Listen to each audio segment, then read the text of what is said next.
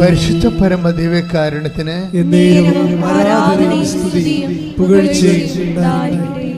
ദൈവവേദന എപ്പോഴും നീ ശ്രദ്ധിക്കേണ്ടത്,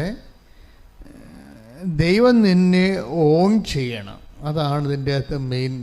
ഞാൻ ഇടയ്ക്ക് നമ്മുടെ ക്ലിൻ്റനച്ചോട് പറയണ ഇതാണ്. ഞങ്ങൾ ആ ഭക്ഷണം കഴിച്ചുകൊണ്ടിരിക്കുമ്പോഴൊക്കെ ഇത് ഈശോൻ്റെ കാര്യങ്ങളൊക്കെയാണ് പലപ്പോഴും പറയണത്.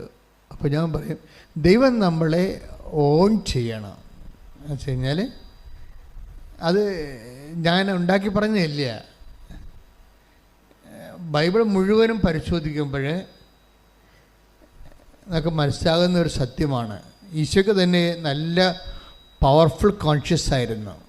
ഈശോ പറയവേ, പിതാവായ ദൈവം എന്നിൽ അംഗീകാര മുദ്ര ചാർത്തിയിരിക്കുന്നു. Take the word of God. ശ്രദ്ധിക്കട്ടെ. Hallelujah hallelujah hallelujah. യോഹന്നാൻ 6:27. യോഹന്നാൻ 6:27. നശ്വരമായ അപ്പത്തിനു വേണ്ടി അധ്വാനിക്കാതെ മനുഷ്യപുത്രൻ തരുന്ന നിത്യജീവന്റെ അനശ്വരമായ അപ്പത്തിനു വേണ്ടി അധ്വാനിക്കുവിൻ. എന്തെന്നാൽ പിതാവായ ദൈവം അവൻ്റെ മേൽ അംഗീകാര മുദ്ര വച്ചിരിക്കുന്നു. Praise the Lord. അതായത് പിതാവായ ദൈവം ഈശോൻ്റെ മേലെ ഒരു ഒഫീഷ്യൽ സീൽ ചെയ്തിരിക്കുകയാണ്, അംഗീകാരമുദ്ര. എന്താണ്? ഈ അപ്പം ഭക്ഷിക്കുന്നവൻ നിത്യം ജീവിക്കും. Praise the Lord. അപ്പം നിത്യജീവന് വേണ്ടിയും സ്വർഗത്തിന് വേണ്ടിയും ഈശോനെ ബ്രാൻഡ് ചെയ്ത് സീൽ ചെയ്തിരിക്കുകയാണ്. ഇതുപോലൊരു സീലിംഗ് നമ്മുടെ ആധ്യാത്മിക ജീവിതത്തിന്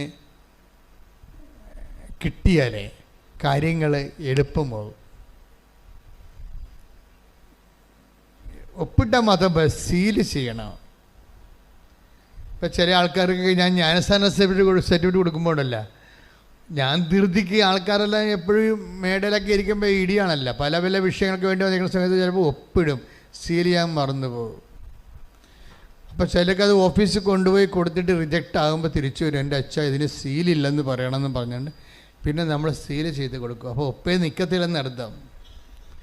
ഒപ്പേ നിൽക്കത്തില്ല, സീലിങ് വേണം. ഇപ്പോൾ നിങ്ങളെ ന്യായസ്ഥാനപ്പെട്ടു അല്ലെങ്കിൽ നിങ്ങൾക്ക് വിശ്വാസമുണ്ട്, അത് ഒരു ഒപ്പാണ്. സീല് വേറെയാണ്. സീല് ദൈവത്തിന് നിങ്ങളെ വിശ്വസിക്കാൻ പറ്റണം, അതാണ് പ്രശ്നം. നിങ്ങളെ വിശ്വസിക്കണത് ഒരു ഒപ്പാണത്. ദൈവത്തിന് നിങ്ങളെ വിശ്വസിക്കാൻ പറ്റണത് ഒരു സീലാണ്. അതാണ് അംഗീകാരം എന്ന് പറയുന്നത്. അപ്പോൾ ദൈവത്തിൻ്റെ മുമ്പിൽ അങ്ങനെ വിശ്വസിക്കാൻ പറ്റും എന്ന് ദൈവത്തിന് തോന്നിയാൽ പിന്നെ ഇത്രയും ലാഗിങ് ഒന്നുമില്ല. ഉടമ്പടിയുടെ സ്പീഡ് റെഗുലേറ്റ് ചെയ്തിരിക്കുന്നത് ദൈവത്തിന് നിങ്ങളിലുള്ള വിശ്വാസം വർദ്ധിക്കുന്നിടത്ത് വെച്ചാണ്.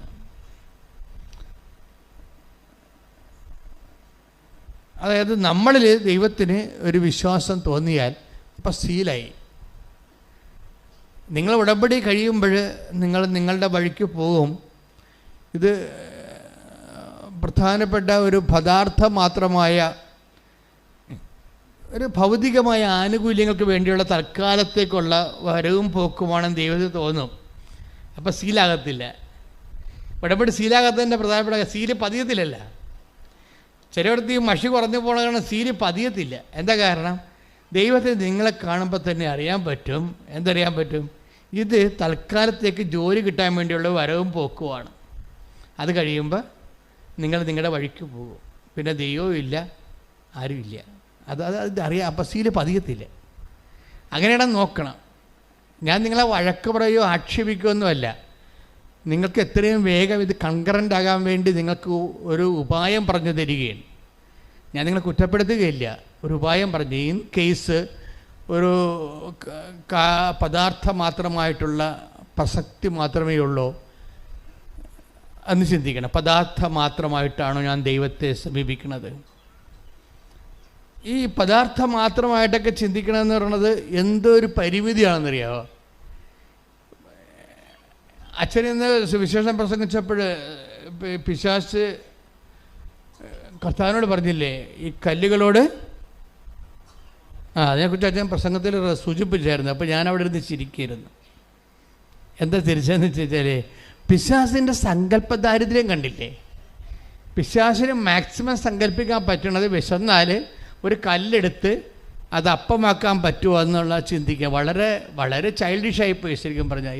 ഈ ജഗതി ഏതൊരു സിനിമയിൽ പറഞ്ഞ പോലെ ഈ കായലെല്ലാം പട്ടച്ചാരായമായെങ്കിൽ മാറിയെങ്കിൽ അതിനകത്തുള്ള മീനെല്ലാം വറുത്ത മീനായിരുന്നെങ്കിൽ എന്ന് ചിന്തിക്കണ പോലെ പോയി പിശാച് ചിന്തിച്ചത്. അത്രയ്ക്ക് സങ്കല്പ ദാരിദ്ര്യമാണ്. കല്ലുകളോട് അപ്പമാകാൻ. അപ്പോൾ എൻ്റെ മനസ്സിന് ഞാൻ അവിടെ നോട്ട് ബുക്ക് കൊണ്ടുപോകുന്ന വെച്ച് എഴുതാൻ തുടങ്ങി. എന്താ എഴുതാൻ തുടങ്ങിയത് നിങ്ങൾ കണ്ടേ ഞാൻ എഴുതുന്നത്? എന്താ എഴുതാൻ തുടങ്ങിയെന്ന് വെച്ച് കഴിഞ്ഞാൽ, ഈ കല്ലുകളോട് അപ്പമാകാൻ പറയുന്ന സൂത്രപ്പണി മാത്രമേ പിശാചിന് സങ്കല്പിക്കാൻ പറ്റത്തുള്ളൂ. അതിന് ഒരു മേ ബി ഫിസിക്കൽ ഫേവേഴ്സ് എന്ന് പറയാം. പക്ഷേ ആധ്യാത്മികത അതിനേക്കാൾ വലുതാണ്. കല്ലില്ലെങ്കിലും അപ്പമില്ലെങ്കിലും നിന്നെ നിലനിർത്താൻ കഴിയുക. ദൈവത്തിന് ജോലിയില്ലെങ്കിൽ, നീ വിവാഹം കഴിച്ചില്ലെങ്കിലും, നിങ്ങൾക്ക് മക്കളില്ലെങ്കിലും, നിങ്ങൾക്ക് വീടില്ലെങ്കിലും സന്തോഷത്തോടെ നിങ്ങൾ നിലനിർത്താൻ കഴിയും. നീ ദൈവത്തിന് കണ്ടീഷൻഡായിട്ട് മക്കളെ കിട്ടിയ. ഇപ്പോൾ കഴിഞ്ഞ ദിവസത്തെ സാക്ഷ്യം എന്താണ് അവസാനിച്ചത്? മാതാവിൻ്റെ മുമ്പിൽ വന്ന് ആ മോള് പറഞ്ഞു കേട്ടില്ലേ, എന്താണ്, ഒന്നെങ്കിൽ 20 വർഷമായി ഞാൻ കുഞ്ഞിന് വേണ്ടി ദൈവങ്ങളായ ദൈവങ്ങളുടെ എല്ലാം നടക്കണം. അവസാനം നിൻ്റെ അടുത്ത് വന്നിരിക്കുകയാണ്. ഒന്നെങ്കിൽ എൻ്റെ ജീവൻ എടുക്കണം, അല്ലെങ്കിൽ എനിക്ക് കുഞ്ഞിനെ തന്നാം. അമ്മ ആ മാസം അവൾക്ക് കുഞ്ഞിനെ കൊടുത്ത്. അപ്പോൾ അവൾക്ക് മനസ്സിലായി അമ്മ ആരാണെന്ന് മനസ്സിലായി. പക്ഷേ എപ്പോഴും ദൈവത്തിൻ്റെ അടുത്ത് നിങ്ങൾ ഇങ്ങനെയുള്ള അഭ്യാസം കാണിക്കരുത്. അപ്പോൾ ഈ കല്ലപ്പമാക്കാൻ പറഞ്ഞ പോലെ പിശാചായിട്ട് നിങ്ങളെ കണക്കാക്കുന്നുള്ളൂ. ദൈവത്തിനെ നമ്മൾ ഉദ്ദേശിക്കുന്നത് ഒരു ഭൗതിക യാഥാർത്ഥ്യത്തെ, നമുക്ക് ഒരു പദാർത്ഥത്തെ നമുക്ക് അനുഭവവേദ്യമാകുന്ന രീതിയിൽ ആസ്വദിക്കാനുള്ള പരുവമാക്കി തരിക എന്നുള്ള ഒരു മിനിമം പരിപാടിയാണ് നിങ്ങൾ ദൈവത്തിന് കൊടുത്തതെങ്കിൽ ദൈവത്തെ ഈ ജന്മത്തിൽ നിങ്ങൾ അനുഭവിക്കാൻ പറ്റത്തില്ല. ഒരനുഗ്രഹദാതാവായി മാത്രം ദൈവത്തെ കാണുമ്പോൾ സ്വാഭാവികം നിങ്ങളുടെ റിലീജിയസ് ലൈഫ് തന്നെ ഭയങ്കര പദ്ധതിക്കാകും. ഞാൻ എന്താ എഴുതിക്കൊണ്ടിരുന്നതെന്നറിയാമോ? ഞാൻ എഴുതിക്കൊണ്ടിരുന്നത് അതിൻ്റെ താഴേക്ക് വരുമ്പോൾ വചനങ്ങളാണ്. ഈ പ്രലോഭനങ്ങളെല്ലാം കഴിയുമ്പോൾ ഈ പിശാച് ഈശോനെ പ്രലോഭിക്കാൻ പോണതിന് മുമ്പ് പിശാച് മറന്നുപോയൊരു ഭാഗമുണ്ട്. എന്താ കാര്യം? കല്ലില്ലെങ്കിൽ അപ്പമില്ലെങ്കിൽ ഇവൻ ജീവിക്കുമെന്നുള്ളത് അവൻ അനുഭവം കൊണ്ട് പഠിച്ചിട്ടാണ് അവൻ വന്നിരിക്കുന്നത്. അവനെന്താ പറഞ്ഞിരിക്കണത്? ലൂക്കാന്റെ സുവിശേഷം 4:2 എടുത്ത് ശ്രുതിക്കട്ടെ. Hallelujah hallelujah hallelujah hallelujah hallelujah യേശുവേ നന്ദി ഹല്ലേലൂയ ഹല്ലേലൂയ ഹല്ലേലൂയ. ലൂക്ക 4:2. ലൂക്ക സുവിശേഷം 4:2. അവൻ പിശാചിനാൽ പരീക്ഷിക്കപ്പെട്ട് 40 ദിവസം അവിടെ കഴിഞ്ഞുകൂടി. 40 ദിവസം അവൻ അവിടെ കഴിഞ്ഞുകൂടി. ഓക്കെ. ആ ദിവസങ്ങളിൽ അവൻ ഒന്നും ഭക്ഷിച്ചില്ല. അവസാനം അവന് വിശന്നു. Praise the Lord. കണ്ടാ സംഭവം ഇതാണ്. അതായത് 40 ദിവസം അവൻ ഭക്ഷിക്കാതിരുന്നിട്ടും പാനം ചെയ്യാതിരുന്നിട്ടും അവന് വിശപ്പൊരു പ്രശ്നമേ അല്ലായിരുന്നു. ആ ടൈം കഴിഞ്ഞപ്പോഴാണ് അവൻ വിശന്നത്. അവൻ 40 ദിവസം എന്തുകൊണ്ടാണ് അവന് വിശക്കാതിരുന്നത്? That is anointing. അതാണ് അനോയിൻറ്റിങ് എന്ന് പറയണത്. അനുഗ്രഹത്തിൻ്റെ അപ്പുറത്തുള്ള സാധനമാണ്. അനുഗ്രഹം എന്ന് പറഞ്ഞാൽ ബ്ലെസ്സിങ്സ്. അനുഗ്രഹത്തിൻ്റെ അപ്പുറത്തുള്ള എന്താണ്? അത് ബ്ലെസ്സിങ്സ് പദാർത്ഥം മാത്രവും മെറ്റീരിയലാണ്. അത് മാനുഷികമാണ്. ഈ മാനുഷികമായിട്ടുള്ള അനുഭവ തലങ്ങൾക്ക് അപ്പുറത്തുണ്ട്. എന്താണ്? നീ 40 ദിവസവും 40 രാവും അവൻ ഒന്നും ഭക്ഷിക്കുകയോ ഒന്നും കുടിക്കുകയോ ചെയ്തില്ല. ആ കാലം കഴിഞ്ഞപ്പോൾ, അത് അഭിഷേകത്തിൻ്റെ ആ കാലം കഴിഞ്ഞപ്പോഴാണ് അവനെ വിശന്നത്. അപ്പോൾ അവിടെ കല്ലില്ലെങ്കിലും അപ്പമില്ലെങ്കിലും അവൻ 40 ദിവസം സുഭിക്ഷമായിട്ട് തന്നെയാണ് ഇവിടെ ഭക്ഷണം കഴിച്ചതുപോലെ ജീവിച്ചത്. എൻ്റെ മക്കളെ, ഇത് വേറെ ഒരു ലെവലാണ്. നിങ്ങൾ ഈ ഉടമ്പടിയിൽ അന്വേഷിക്കേണ്ടത്. ഇപ്പം കഴിഞ്ഞ ദിവസങ്ങളിലേ എങ്ങനെ പേര് ഞാൻ പറഞ്ഞു, എന്താ, അതായത് ഒരു മനുഷ്യരോട് ഒരു സാക്ഷ്യം പറഞ്ഞു. ജോർജ് ഇമ്മാനുവൽ എന്ന് പറഞ്ഞു, കായംകുളത്തുകാരൻ ജോർജ് ഇമ്മാനുവൽ.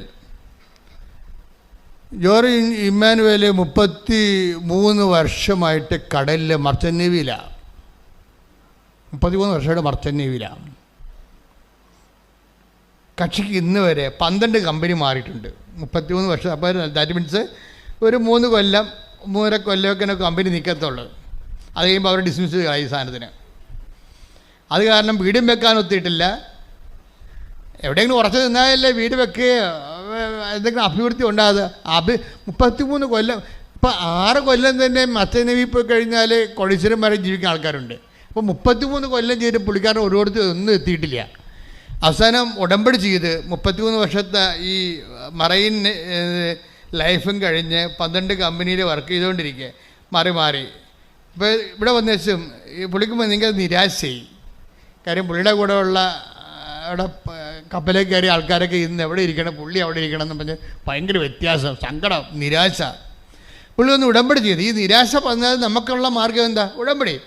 ഉടമ്പടി ചെയ്ത ശേഷം വന്നിട്ട് എന്നോട് ചോദിച്ച്, വാട്ട് ഹാപ്പൻ ടു മീ, എന്താണ് എൻ്റെ കുഴപ്പം വച്ചാന്ന് ചോദിച്ച്. അപ്പോൾ ഞാനത് എൻ്റെ ഈ മറൈൻ പാസ്പോർട്ട് മാതാവിൻ്റെ അടുത്ത് കൊണ്ട് വെച്ചിട്ട് തിരിച്ചു കൊണ്ട് കൊടുക്കുമ്പോൾ മാതാവിനോട് പറഞ്ഞു, അവനോട് മുൻചുണ്ടി അവസാനിപ്പിക്കാൻ പറയാൻ പറഞ്ഞു. എനിക്ക് ഇയാളെ ആദ്യം കാണുകയാണ്. ഞാൻ പറഞ്ഞു മുൻചുണ്ടി അവസാനിപ്പിക്കാൻ പറയുന്നുണ്ടെന്ന് പറഞ്ഞു. എന്ന് വെച്ച് കഴിഞ്ഞാൽ എടുത്ത് ചാട്ടമായ പരിപാടിയാണ്.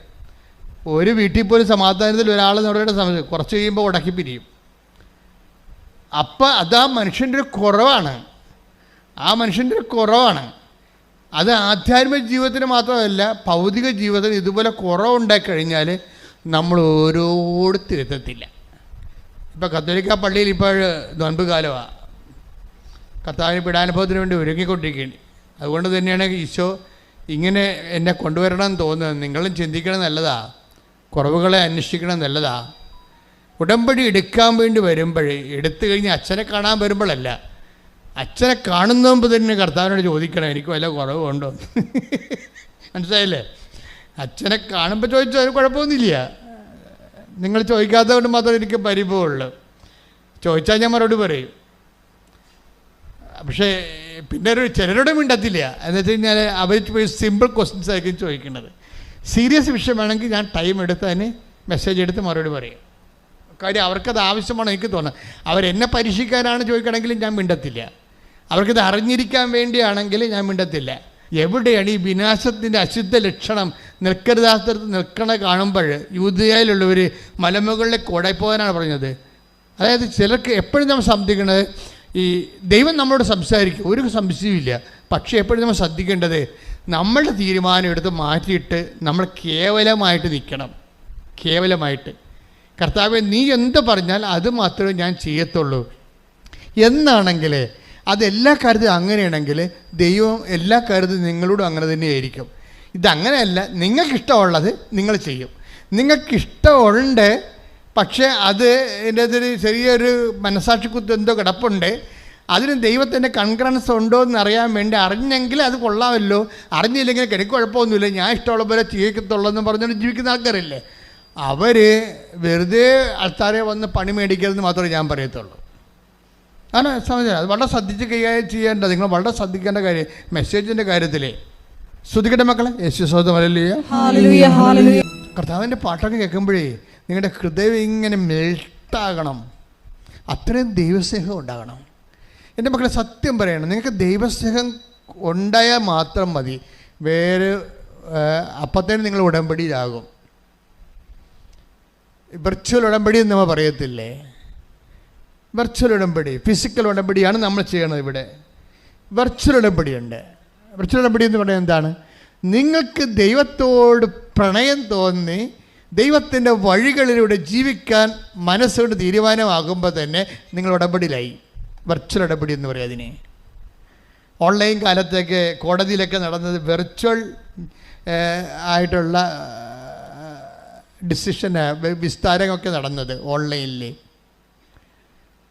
അപ്പോൾ ഇതുപോലെ നമ്മളെ ഫിസിക്കലായിട്ട് ചെയ്യാതെ തന്നെ നമ്മൾക്ക് ദൈവവുമായിട്ട് ഉടമ്പടിയിലാകാൻ പറ്റും. കാര്യം ഉടമ്പടി ഒരു ശാശ്വതമായ യാഥാർത്ഥ്യമാണ്. അതിന് അന്തസത്യം എന്ന് പറയുന്നത് ദൈവസ്നേഹത്തോടെ ദൈവത്തിന് വേണ്ടി ജീവിക്കാൻ, മനുഷ്യരെ സേവിച്ച് ശുശ്രൂഷ ജീവിക്കാൻ, വിശുദ്ധിയോടെ ജീവിക്കാൻ വേണ്ടിയുള്ള തീരുമാനമാണ്. ശ്രദ്ധിക്കട്ടെ, ഹല്ലേലൂയ. പക്ഷേ ഈ വിർച്വൽ ഉടമ്പടിക്ക് ഒരു കുഴപ്പമുണ്ട്. നമ്മളതിനെ പദാർത്ഥമാത്ര ഫിസിക്കൽ ഉടമ്പടിയായിട്ട് എന്തുകൊണ്ടാണ് കൺവേർട്ട് ചെയ്യണത്? അതിൻ്റെ അകത്ത് കുറേ ഇൻവെസ്റ്റ്മെൻറ്റ്സ് ഉണ്ട്. അതുകൊണ്ടാണ് വിർച്വൽ ഉടമ്പടിക്ക് ഇൻവെസ്റ്റ്മെൻറ്റ്സ് ഇല്ല, കുറവാണ്. കാര്യം നിങ്ങൾ ഇത് ചെയ്തിരിക്കുന്നത് ഡു യു മീൻ ഇറ്റ്, നിങ്ങളത് ഉദ്ദേശിക്കുന്നുണ്ടോ എന്ന് ദൈവത്തിന് തോന്നണം. നിങ്ങൾ അതായത് ഒരാൾക്ക് വിർച്വൽ ഉടമ്പടി ചെയ്ത് ദൈവവുമായിട്ട് അനുഗ്രഹങ്ങൾ കൈപ്പറ്റുന്നതിന് പരിമിതികളുണ്ട്. അതിൻ്റെ കാരണം വെച്ച് കഴിഞ്ഞാൽ അതിൻ്റെ അകത്ത് കമ്പൽസറി ആയിട്ടുള്ള മെഷീനറി മെഷേഴ്സ് ഇല്ല. ഈ ഉടമ്പടി ഫിസിക്കൽ ഉടമ്പടി മാത്രമേ കമ്പൽസറി ഫിസിക്കൽ മെഷീനറി മെഷേഴ്സ് ഉള്ളത്. എന്തൊക്കെയാണുള്ളത്? നിങ്ങളെ രോഗികളെ പോയി കാണണം, ഇല്ലേ? അവന് ബൈബിള് വായിക്കണം, ദൈവസ്നേഹത്തോടെ വായിക്കണം. പിന്നെ നിങ്ങളുടെ അധ്വാന ബലം പാവത്തുങ്ങളുമായിട്ട് പങ്കുവെക്കണം. ഈ പങ്കുവെപ്പിൻ്റെ ഒരു വലിയ മഹോത്സവമാണ് ഇപ്പം നടക്കുന്നത്.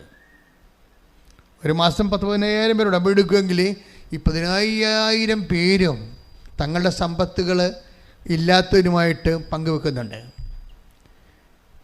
അത്രയും മനുഷ്യർ തന്നെ ഭക്ഷണം പങ്കുവെക്കുന്നു, വസ്ത്രം പങ്കുവെക്കുന്നു, പണം പങ്കുവെക്കുന്നു, പഠനങ്ങൾ പങ്കുവെക്കുന്നു.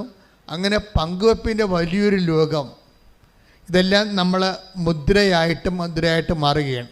അപ്പോൾ ദൈവത്തിന് അറിയാം നമ്മൾ സീരിയസ് ആണെന്നറിയാം. ദൈവത്തിന് വിർച്വൽ ഉടമ്പടി നമ്മൾ സീരിയസ് ആണെന്ന് അറിയത്തില്ല. അത് നിങ്ങളങ്ങനെ ആന്തരികം എടുക്കുന്ന മാനസികമായൊരു തീരുമാനമല്ലേ. അത് മനസ്സമ്മതം പോലെ വരും, കല്യാണമല്ല. പക്ഷെ ഇവിടെ ആകുമ്പോൾ അതൊരു ഫിസിക്കൽ അഫെയറായിട്ട് മാറുകയാണ്. തീർത്ഥാടന ഉടമ്പടിയിൽ അതൊരു ഫിസിക്കൽ അഫെയറായിട്ട് മാറും. നിങ്ങളത് വീട്ടിൽ പോയി കഴിയുമ്പോൾ ഉടമ്പടി തന്നെയാണ് ജീവിക്കണത്. അപ്പോൾ ദൈവത്തെ മനസ്സിലാകും നിങ്ങൾ ആത്മാർത്ഥതയോടെയാണ് ചെയ്യണത്.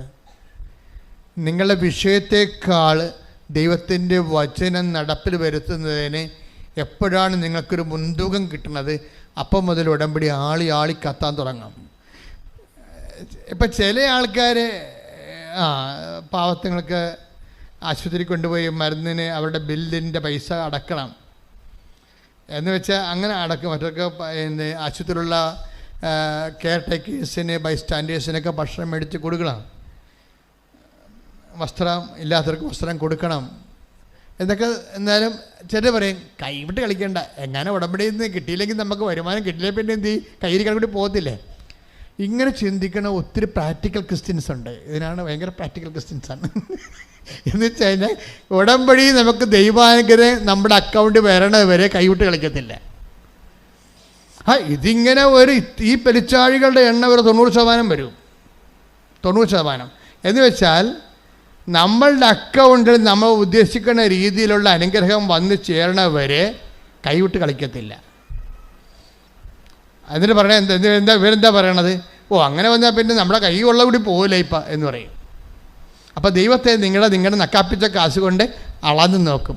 അതോടുകൂടി ദൈവം മുട്ടുകാല് തല്ലി കുടിക്കും. അത്രേ ഉള്ളൂ, വേറെ പ്രശ്നമൊന്നുമില്ല. ഈ പണ്ടാരത്തിന് ഇങ്ങോട്ട് വിളിച്ചാന്ന് ചോദിക്കും ദൈവം. നിങ്ങൾക്ക് വീട്ടിലെങ്ങാനും കുത്തിയിരിക്കാൻ പാടില്ലെന്ന് ചോദിക്കും. വേറെ പ്രശ്നമൊന്നുമില്ല. ശ്രദ്ധിച്ച് വേണം കൈകാര്യം ചെയ്യാം. ശ്രദ്ധിക്കട്ടെ. ഹല്ലേലൂയ. കഴിഞ്ഞ ദിവസം ജോജോ പാല എന്ന് പറഞ്ഞൊരു മകൻ സാക്ഷ്യം പറഞ്ഞായിരുന്നു. എല്ലാവരും സാക്ഷ്യം പറയുമ്പോൾ ചില സാക്ഷ്യങ്ങൾ മാതാവ് എന്നോട് പറയും ജസ്റ്റ് ലിസൺ ഇറ്റ് എന്ന് പറയും. കാര്യത്തിൽ മാതാവിൻ്റെ സ്വന്തം സാക്ഷ്യങ്ങളുണ്ടാകും. ദൈവം ഈ മനുഷ്യരാശിയോട് ദൈവം ഒരു സാക്ഷ്യങ്ങൾ പലതരമാണ്. ദൈവം ഒരു പർട്ടിക്കുലർ കമ്മ്യൂണിറ്റിയോട് മാത്രം കൺവേ ചെയ്യാൻ ഉദ്ദേശിക്കുന്ന ലോക്കൽ കമ്മ്യൂണിക്കേഷനുള്ള സാക്ഷ്യങ്ങളുണ്ടാവും. ദൈവം എൻ്റെ ഹ്യൂമാനിറ്റിയോട് സംസാരിക്കുന്ന സാക്ഷ്യം ഉണ്ടാവും. എക്കാലം അത് സാർവജനീനമായിരിക്കും, സാർവകാലികമായിരിക്കും. എല്ലാ കാലങ്ങളും സത്യമായിരിക്കും, എല്ലാ ജനങ്ങൾക്കും അത് സത്യമായിരിക്കും. ഒരു പ്രാദേശികതയ്ക്ക് അപ്പുറത്തായിരിക്കും അതിൻ്റെ സാക്ഷ്യം. ജോജിയുടെ സാക്ഷ്യം അങ്ങനെ ഒരു സാർവജനീനമായ ഒരു സാക്ഷ്യമാണ്. സാക്ഷ്യം ഇത്രയേ ഉള്ളൂ. പുള്ളി മൂത്രം ഒഴിച്ചപ്പോൾ മൂത്രത്തിൻ്റെ അളവ് കുറഞ്ഞു പോയി, അത്രയേ ഉള്ളൂ. ചെറിയൊരു സംഭവമാണ്.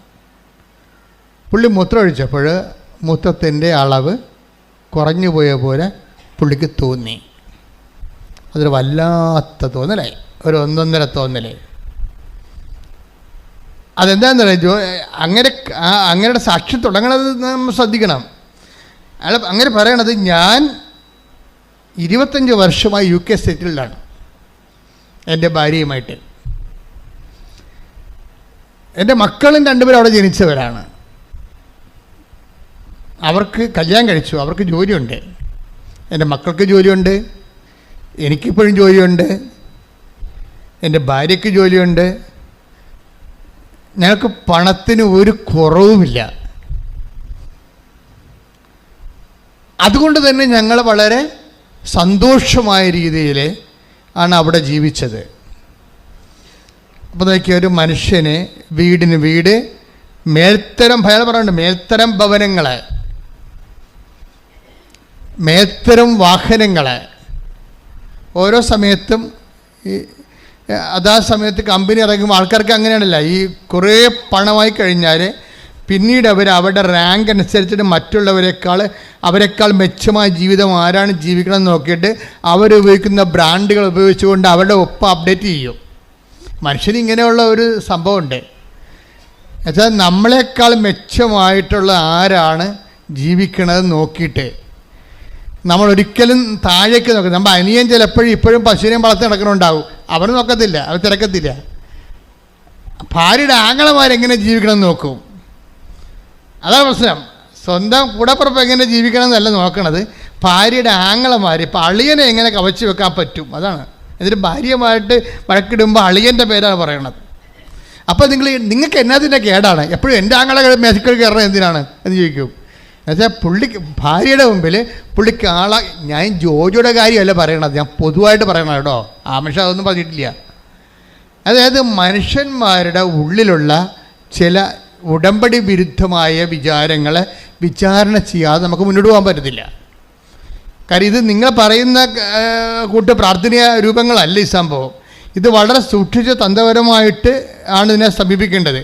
ഇങ്ങനെ ഒരു ട്രേസ്, ഇപ്പം നിങ്ങളുടെ അളിയനുമായിട്ട് കോമ്പറ്റീഷനാണ്, നിങ്ങളെ അളിയൻ ഉപയോഗിക്കുന്ന വണ്ടി ഏതാണെന്ന് നോക്കിയിട്ട് ആ വണ്ടി ഞാൻ വാങ്ങിക്കണം, അപ്പോൾ മാത്രമേ, അല്ലെങ്കിൽ അതിനേക്കാൾ മെച്ചമായ കുറച്ചുകൂടി ഫുൾ ഓപ്ഷനുള്ളൊരു വണ്ടി വാങ്ങിച്ചു കഴിയുമ്പോൾ അത് ഡ്രൈവ് ചെയ്തുകൊണ്ട് ഞാൻ ഭാര്യയുടെ അടുത്ത് കറങ്ങി തിരിഞ്ഞ് വരുമ്പോൾ ഇവളുടെ മുമ്പിൽ ഞാൻ കുറച്ചുകൂടി ഉയർന്ന ഒരാളാകും. അപ്പോൾ നിൻ്റെ അളിയനെ ഞാൻ വെട്ടിയെന്നാണ് പറഞ്ഞത്. ഇപ്പോഴും രാജാക്കന്മാർ യുദ്ധം ചെയ്യുന്നുണ്ട് കുടുംബത്തിൽ, അളിയന്മാരുമായിട്ടാണ് മാത്രമേ ഉള്ളൂ, വേറെ പ്രശ്നമൊന്നുമില്ല. മനുഷ്യന്മാരൊന്നും മാറിയിട്ടില്ല. മനുഷ്യന്മാരൊക്കെ ജോലി കിട്ടാൻ വേണ്ടിയും ഉയർന്ന ശമ്പളം മേടിക്കാൻ വേണ്ടിയും കുറേ ലോകത്തിൻ്റെ വിദ്യാഭ്യാസം കിട്ടിയെന്നല്ലാതെ ബേസിക്കായിട്ട് വലിയ മാറ്റമൊന്നുമില്ല. പഴയ സ്വഭാവം തന്നെ ഇപ്പോഴും ഉള്ളത്, പഴയ സ്വഭാവം തന്നെ. ഈ സ്വഭാവം വെച്ചുകൊണ്ട് ദൈവത്തിൻ്റെ അടുത്ത് വന്ന ഉടമ്പടി വർക്കൗട്ട് ചെയ്യത്തില്ല. That's my point. അപ്പം നമുക്ക് ഒന്നിലും ഇപ്പം നിങ്ങളൊക്കെ ഓരോരോ ആനുകൂല്യങ്ങൾ ദൈവത്തോട് ചോദിക്കുമ്പോൾ ദൈവത്തിന് അറിയാം എന്തിനാണിത്. നാട്ടുകാരുമായിട്ട് ബോൾത്ത ഉണ്ടാക്കാനാണോ, നാട്ടുകാരുടെ മുമ്പിൽ ആൾ കളിക്കാൻ വേണ്ടിയാണോ ഇപ്പം ഈ അഭ്യാസം കാണിക്കണത് എന്ന് ചോദിക്കാൻ ദൈവം ചോദിച്ചാൽ പറയണം അങ്ങനെയല്ല, ജീവിക്കാൻ വേണ്ടിയാണെന്ന് പറയണം. മനസ്സിലായില്ലേ? അല്ലെ നിങ്ങളുടെ ഉള്ളിലിരിപ്പ് ഒക്കെ എപ്പോഴും ഇപ്പം ഇങ്ങനെ സ്കാനിങ്, ഓട്ടോമാറ്റിക് സ്കാനിങ് നടക്കൊണ്ടിരിക്കുകയല്ലേ. ദൈവം മിക്കവാറും ചെയ്യണ പെറ്റ് സ്കാനിങ് ആയിരിക്കും മിക്കവാറും ചെയ്യണത്. കോശങ്ങളിൽ പോലും ഡാമേജ് ഉണ്ടെങ്കിൽ ദൈവം പറയും നിൻ്റെ കോശം മൊത്തം ഡാമേജ് ആണെന്ന് പറയും.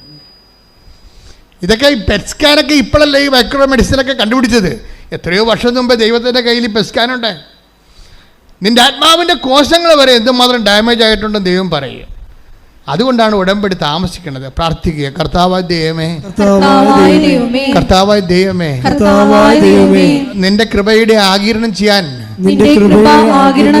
തക്കവിധം എന്റെ ആത്മാവിന്റെ കോശങ്ങളെ അഭിഷേകസിദ്ധമാക്കണമേ. അപ്പൊ എല്ലാവരും ഈ അനുഗ്രഹത്തിന് വേണ്ടി, ജോലിക്ക് വേണ്ടി, വീടിന് വേണ്ടി, വിവാഹത്തിന് വേണ്ടി, മക്കൾക്ക് വേണ്ടി എല്ലാം ഉടമ്പടി ചെയ്യുമ്പോൾ നിങ്ങൾ അൾട്ടിമേറ്റ് എയിം എന്താണ്? ഈ ജോജിയെ പോലെ ഒരാളായി മാറുക. നിങ്ങൾക്ക് ജോലിയുണ്ട്, ഭർത്താവിന് ജോലിയുണ്ട്, ഭാര്യയ്ക്ക് ജോലിയുണ്ട്, മക്കൾക്ക് ജോലിയുണ്ട്, മരുമക്കൾക്ക് ജോലിയുണ്ട്. ഒന്നിനും കുറവില്ലാത്ത മേൽത്തരം വീട്, മേൽത്തരം വാഹനം, മേൽത്തരം ജീവിതം. ഇത്രയും മേൽത്തരം ജീവിതമാണെങ്കിൽ ഈ മനുഷ്യൻ്റെ ഉള്ളിൽ ഇപ്പോഴും ഒരു ചെറിയ ഒരു എന്താണ് ഈ ഇൻഗാസൊക്കെ ഈ എസ്കിമോയൊക്കെ താമസിക്കുന്ന സ്ഥലത്ത് അവർ മഞ്ഞിൻ്റെ അകത്ത് ഉള്ള വീട്ടിൻ്റെ അകത്തൊരു ചെറിയൊരു വിളക്ക് കത്തിച്ച് വെക്കും, ഒരു ഈൽ വിളക്കുകൾ. അതുപോലെ ഒരു വിളക്ക് ഈ മനുഷ്യൻ്റെ ഉള്ളിലുണ്ട്. പണ്ട് എവിടെയോ കുടുംബത്തിൽ ജീവിച്ച കാലത്ത് കിട്ടിയ ഇത്തിരി വിശ്വാസം, അതൊരു ഈൽ വിളക്ക് പോലെ ഇതിൻ്റെ അകത്ത് കത്തുകയാണ് ഈ മനുഷ്യൻ്റെ ജീവിതത്തിലെ. ദൈവത്തിൻ്റെ ഒരു കൈവെപ്പ് പോലെ ഈ മനുഷ്യൻ്റെ ഉള്ളിൽ വിശ്വാസം. അങ്ങനെ പറയണം, ഞാനിപ്പോഴും പള്ളിയിൽ പോകുന്നുണ്ട്. അത് നാട്ടുകാരെ ബോധിപ്പിക്കാൻ വേണ്ടിയാണ്. ഞാൻ ദൈവത്തോട് അടുപ്പമുള്ള ആളാണെന്നും പിന്നെ വീട്ടുകാരെ കൊണ്ട് തലയിടിപ്പിക്കാതിരിക്കാൻ വേണ്ടി ഞാൻ ആൾക്കാരെ കാണിക്കാൻ വേണ്ടി പള്ളിയിൽ പോകുന്നുണ്ട്, കുർബാന സ്വീകരിക്കുന്നുണ്ട്. കർത്താവ് എൻ്റെ അടുത്ത് വരുന്നുണ്ടോ ഇല്ലയോ, ദാറ്റ് ഈസ് ഡിഫറെൻറ്റ് തിങ്. ആ മനുഷ്യൻ്റെ സാക്ഷി നല്ല രസമാണ് കേൾക്കാൻ. ഞാൻ ഇപ്പോഴും കുർബാന സ്വീകരിക്കുന്നുണ്ട്, ഞാൻ ദേവാലയത്തിൽ പോകുന്നുണ്ട്. ഞാൻ കുർബാന സ്വീകരിക്കുമ്പോൾ ഈശോ എൻ്റെ അടുത്ത് വരുന്നുണ്ടോ ഇല്ലയോ, ദാറ്റ്സ് എ ഡിഫറെൻറ്റ് കേസ്. വന്നാലും ഇല്ലെങ്കിലും എനിക്ക് പ്രശ്നമില്ല. കാര്യം എനിക്ക് ജീവിതത്തിൽ പ്രശ്നമൊന്നുമില്ലല്ലോ. ജോലിയുണ്ട്, വീടുണ്ട്, വിവാഹമുണ്ട്, ആരോഗ്യമുണ്ട്, സന്തോഷമുണ്ട്. ഞാൻ ഇത്തിരി ഡ്രിങ്ക്സ് കൊടുക്കുന്നുണ്ട്, ഇപ്പോൾ കുഴപ്പമില്ല. ഞാൻ ക്ലബ്ബിൽ പോകുന്നുണ്ട്. UK ഇതിനൊന്നും കുഴപ്പമില്ല. ആരോടും ചോദിക്കത്തില്ല, എവിടെയും പോകാം, ആർക്കെവിടെയും ജീവിക്കാം. ഒരു സന്തോഷത്തിലാണ് ഞാൻ. ഈ ഭൂമി തരുന്ന ഒരു മനുഷ്യന് കൊടുക്കാവുന്ന മാക്സിമം സന്തോഷം അനുഭവിച്ച് ജീവിക്കുന്നൊരു മനുഷ്യൻ പറയുകയാണ്, ഞാനിപ്പോൾ കുർബാന സ്വീകരിക്കുന്നുണ്ട്.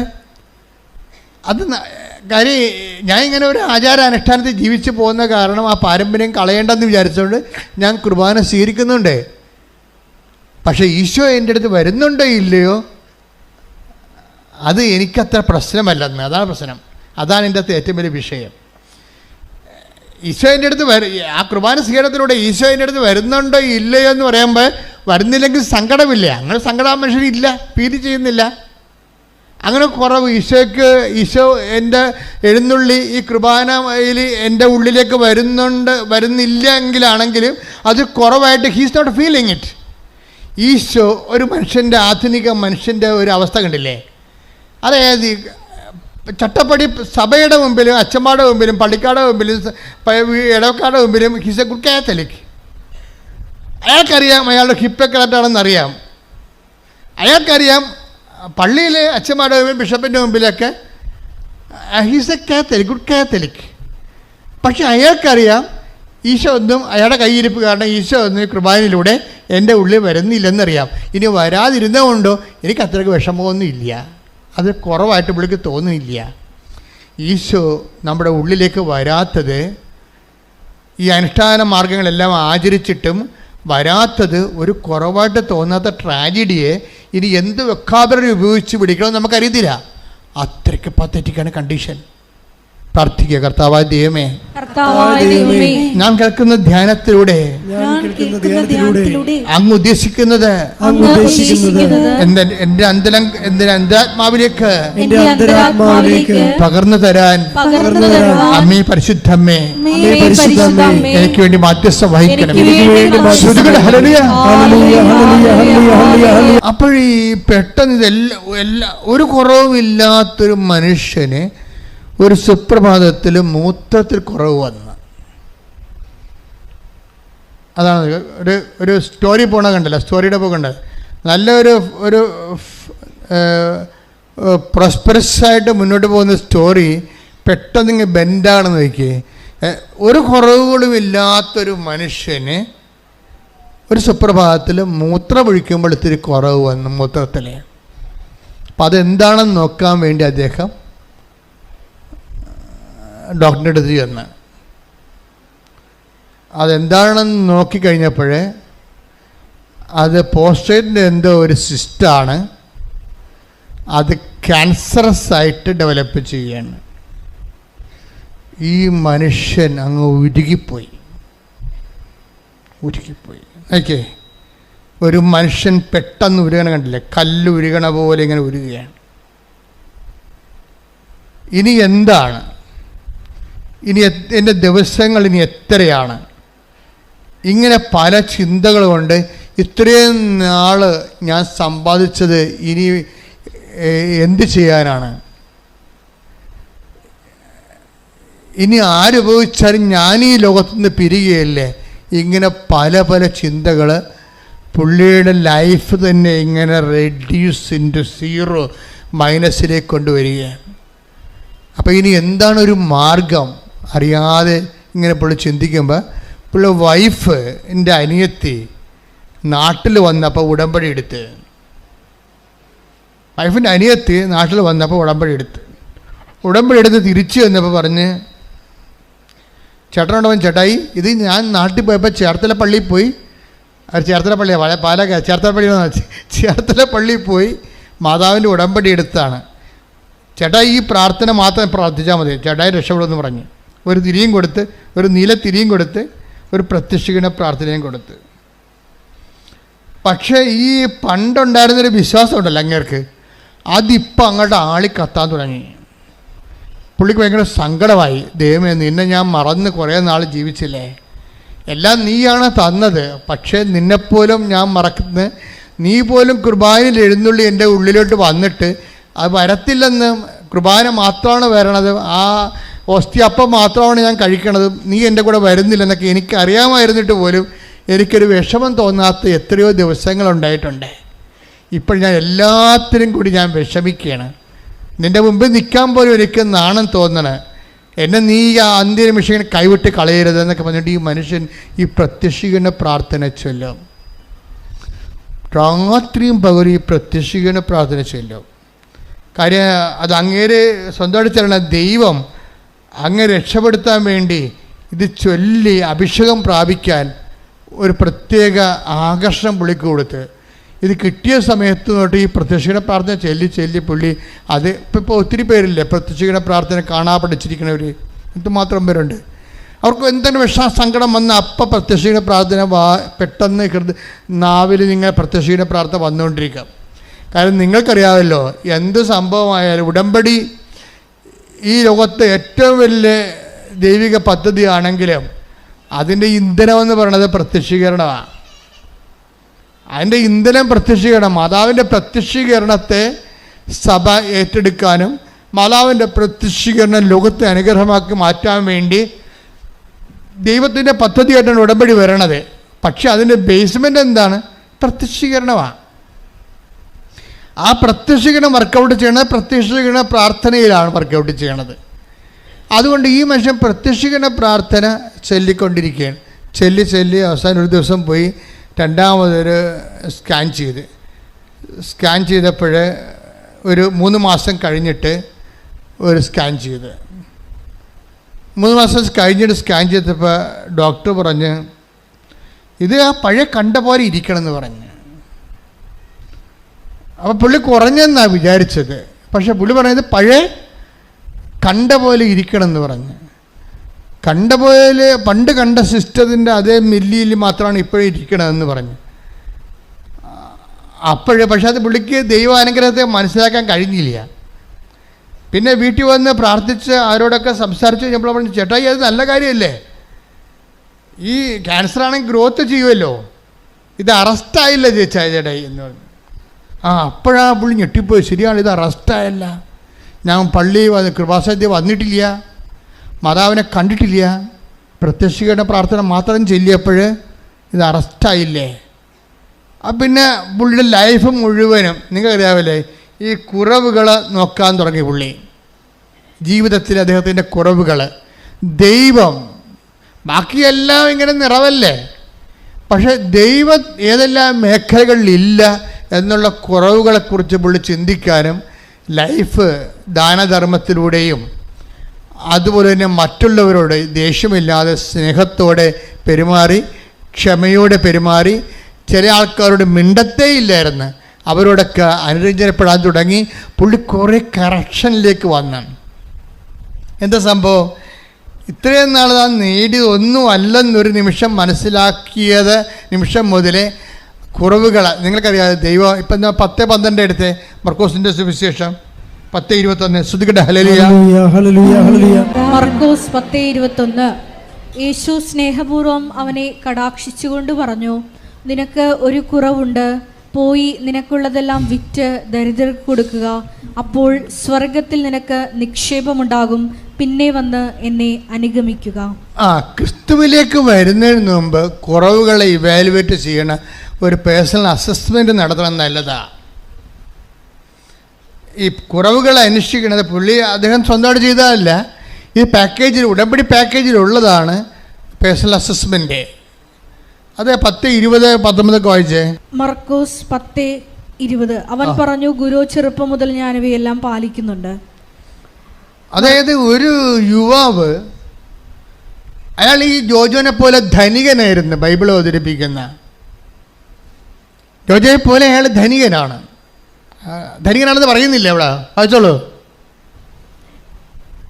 യേശു വഴിയിലേക്ക് ഇറങ്ങിയപ്പോൾ ഒരുവൻ ഓടി വന്ന് അവൻ്റെ മുമ്പിൽ മുട്ടുകുത്തി ചോദിച്ചു, നല്ലവനായ ഗുരു, നിത്യജീവൻ അവകാശമാക്കാൻ ഞാൻ എന്ത് ചെയ്യണം? നിത്യതയ്ക്ക് വേണ്ടി ഞാൻ എന്ത് ചെയ്യണമെന്ന് ചോദിക്കുകയാണ്. ആ ചോദിക്കണത് തന്നെ വലിയൊരു അനുഗ്രഹമാണ്. IELTS പാസ്സാകാൻ ഞാൻ എന്ത് ചെയ്യണമെന്നാണ് കൃപാസനത്തിൽ വന്ന് പെൺപിള്ളേർ ചോദിക്കണത്. അത് കുഴപ്പമില്ല, അതിന് കർത്താവ് നല്ല അസല് മറുപടികൾ, അവർക്ക് ജോലി വരെ ആയാണ് ഇവിടുന്ന് പോണത്. അതിൻ്റെ അകത്ത് കുഴപ്പമില്ല, അത് നമുക്ക് ജീവിക്കാൻ വേണ്ടി ഒരു മാർഗം ദൈവം തന്നതാണ്. പക്ഷേ ദൈവത്തോട് എപ്പോഴെങ്കിലും നിത്യജീവൻ പ്രാപിക്കാൻ എന്ത് ചെയ്യണമെന്ന് ചോദിക്കണത് നല്ലതാണെന്നല്ല, നിങ്ങളെ ഒരു പരിധി കഴിഞ്ഞാൽ നിങ്ങൾക്ക് ദൈവമായിട്ട് മുന്നോട്ട് പോകാൻ പറ്റത്തില്ല. മനസ്സിലായില്ലേ? എപ്പോഴും ഇങ്ങനെ മുട്ടുവേദന മാറാനും നെഞ്ചിരുക്കം മാറാനും തലവേദന മാറാനും മാത്രം പെണ്ണ് കെട്ടിക്കാനും മകളെ കെട്ടിക്കാനും നഷ്ടപ്പെട്ടു പോയ മാല കിട്ടാനും മാത്രം ദൈവത്തിൻ്റെ അടുത്ത് വന്നാൽ കുറച്ച് കഴിയുമ്പോൾ ദൈവം നിങ്ങളെ തള്ളിക്കളയും. കാര്യം ഈ പണ്ടാരത്തിന് ഇത് മാത്രമേ അറിയാൻ പാടുള്ളൂ, ദൈവത്തെക്കുറിച്ചൊന്നും അറിയത്തില്ല. ഭൂമിയിലുള്ള വയറ്റിപ്പഴപ്പിന് വേണ്ടി മാത്രം ദൈവത്തെ ദുരുപയോഗിക്കുന്ന ഒരു അസത്താണ് നീ എന്ന് പറഞ്ഞുകൊണ്ട് നിന്നെ റിജക്റ്റ് ചെയ്യും ദൈവം. അപ്പോൾ ഇടയ്ക്കൊരു ചോദ്യം ദൈവത്തോട് ചോദിക്കുന്നത് നല്ലതാണ്. എന്താ ചോദിക്കേണ്ടത്? 10:20 എന്താ ചോദിച്ചിരിക്കണത്? മർക്കോസ് 10:20 എന്താ? മർക്കോസ് 10:17. നല്ലവനായ ഗുരു, നിത്യജീവൻ അവകാശമാക്കാൻ ഞാൻ എന്ത് ചെയ്യണം? യേശു അവനോട് ചോദിച്ചു, എന്തുകൊണ്ടാണ് നീ എന്നെ നല്ലവൻ എന്ന് വിളിക്കുന്നത്? അതായത് നിത്യജീവൻ അവകാശമാക്കാൻ നിങ്ങൾ എന്ത് ചോദിച്ചാലും ദൈവത്തോട് ചോദിക്കുമ്പോൾ എപ്പോഴെങ്കിലും നിത്യജീവനെക്കുറിച്ച് നിങ്ങൾ ഗുരുതരമായി ചോദ്യം ഉന്നയിക്കണം. കാര്യം എന്താണ്? ദൈവത്തിൽ നിന്ന് ചോദിക്കുന്നത് തന്നെ ദൈവത്തോട്. ഇപ്പം നിങ്ങൾ പലരും ചോദിക്കുന്ന പല കാര്യങ്ങളും ദൈവത്തോട് തന്നെ ചോദിക്കേണ്ട കാര്യമല്ല. പല കാര്യങ്ങളും നിങ്ങളിപ്പോൾ ചോദിക്കണതെല്ലാം ദൈവത്തോട് തന്നെ ചോദിക്കേണ്ട കാര്യങ്ങളല്ല. പക്ഷെ ഗതികെട്ട് വരുമ്പോഴാണ് നമ്മൾ ദൈവത്തോട് ആ വിഷയം ചോദിക്കേണ്ടി വരണത്. പക്ഷെ ദൈവത്തോട് ചോദിക്കേണ്ട ചോദ്യങ്ങളിൽ ഒന്നാമത്തെ സ്ഥാനം എന്തിനാണ് ഉള്ളത്? നിത്യജീവൻ പ്രാപിക്കാൻ, ഞാൻ നിത്യമായി ജീവിക്കാൻ, എന്നുവെച്ചാൽ നിൻ്റെ കൂടെ ജീവിക്കാൻ, ഈ ഭൂമി ജീവിക്കാനല്ല. നിത്യജീവൻ എന്ന് പറഞ്ഞാൽ എന്താ ഉദ്ദേശിക്കണത്? ദൈവത്തിൻ്റെ കൂടെ ജീവിക്കാൻ ഞാൻ എന്ത് ചെയ്യണം? നമ്മൾ പലപ്പോഴും ചോദിക്കണത് വീട്, ജോലി, വിവാഹം, കുഞ്ഞുങ്ങളെല്ലാം ഇവിടെ ജീവിക്കാനാണ്, ഭൂമി ജീവിക്കാനാണ്.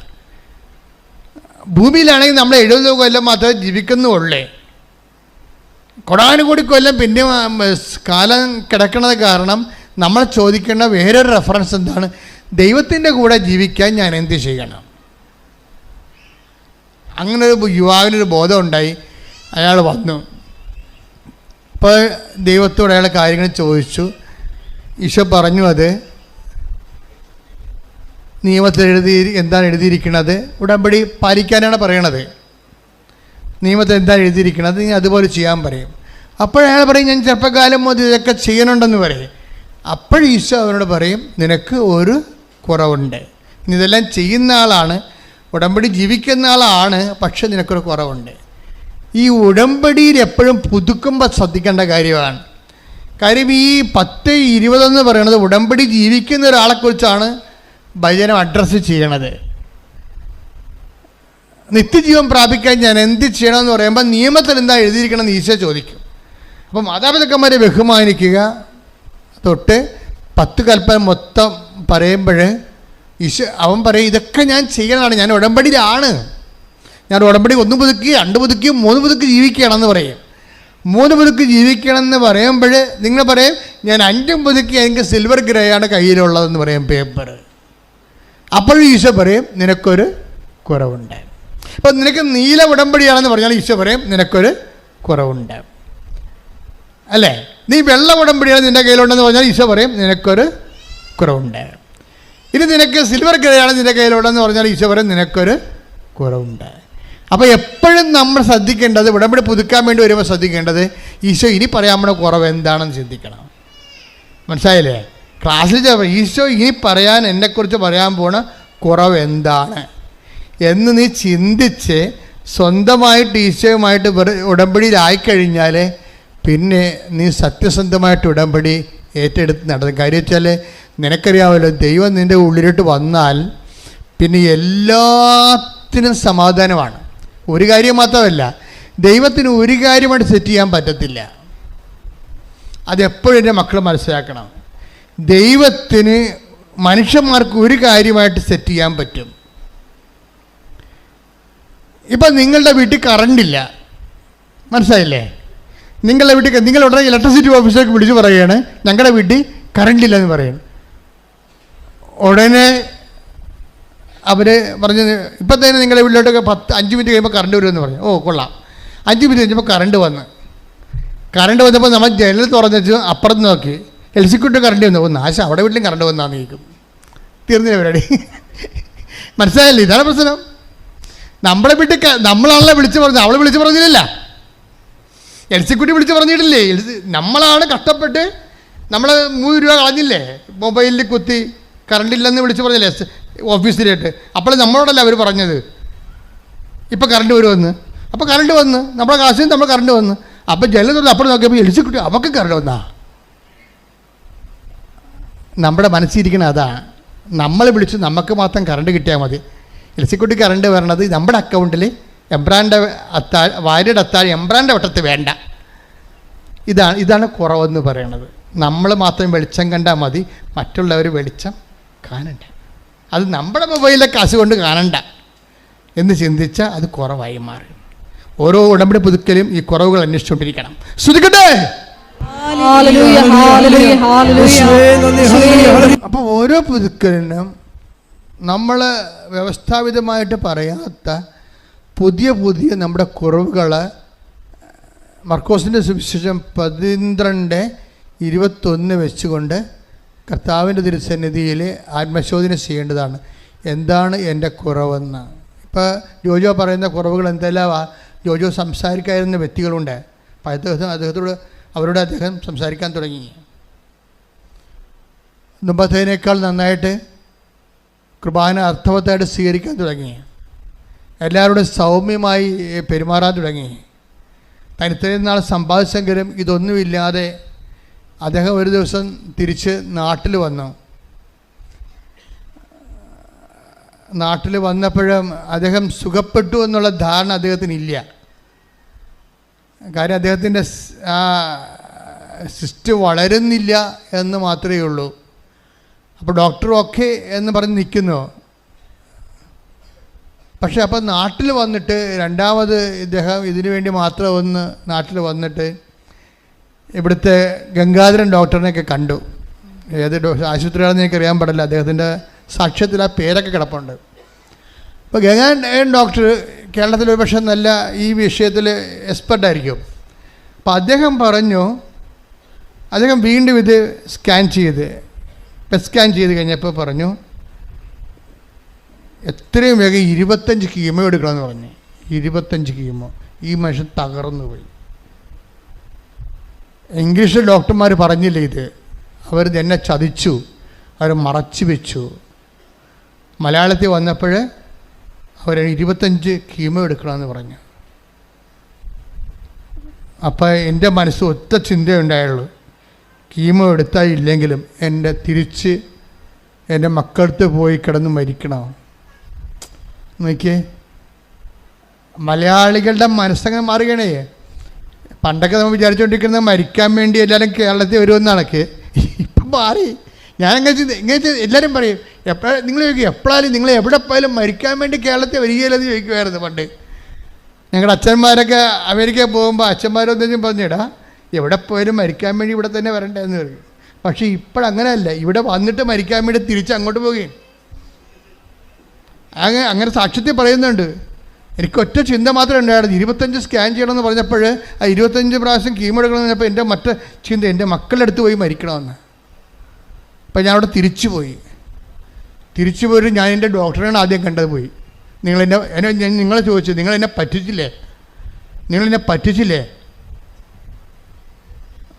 അപ്പോൾ എന്താണ് ഡോക്ടർ ചോദിച്ചു. അവിടെ ചെന്നപ്പോൾ പറഞ്ഞു, എന്നോട് പറഞ്ഞല്ലോ അവിടെ ചെന്നപ്പോൾ സ്കാൻ ചെയ്തപ്പോൾ 25 കീമോ എടുക്കണമെന്ന്. അപ്പോൾ ഡോക്ടർ ചിരിച്ച്, അത് ശരിയാ,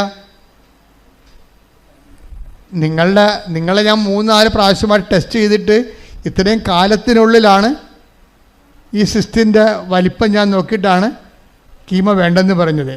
ഇറ്റ് ഈസ് അറസ്റ്റഡ്. നിങ്ങളുടെ നാട്ടിലെ ഡോക്ടർ ചെന്നപ്പോൾ തന്നെ ഇത്രയും വലിയ ഇത് സിസ്റ്റ് കണ്ടപ്പോൾ ഓട്ടോമാറ്റിക്കായിട്ട് അങ്ങനെ 25 കീമോ ഒക്കെ എഴുതി. ദാറ്റ് മീൻസ് നിങ്ങൾ മനസ്സിലാക്കേണ്ടത് എന്താണ്, അപ്പം ഈ മനുഷ്യന് ബോധം വന്ന് 25 കീമോ ആവശ്യമുള്ള എൻ്റെ ക്യാൻസറിനാണ് മാതാവ് അറസ്റ്റ് ചെയ്തിരിക്കണമെന്ന്. ശ്രുതികട്ടെ ഹല്ലേലൂയ.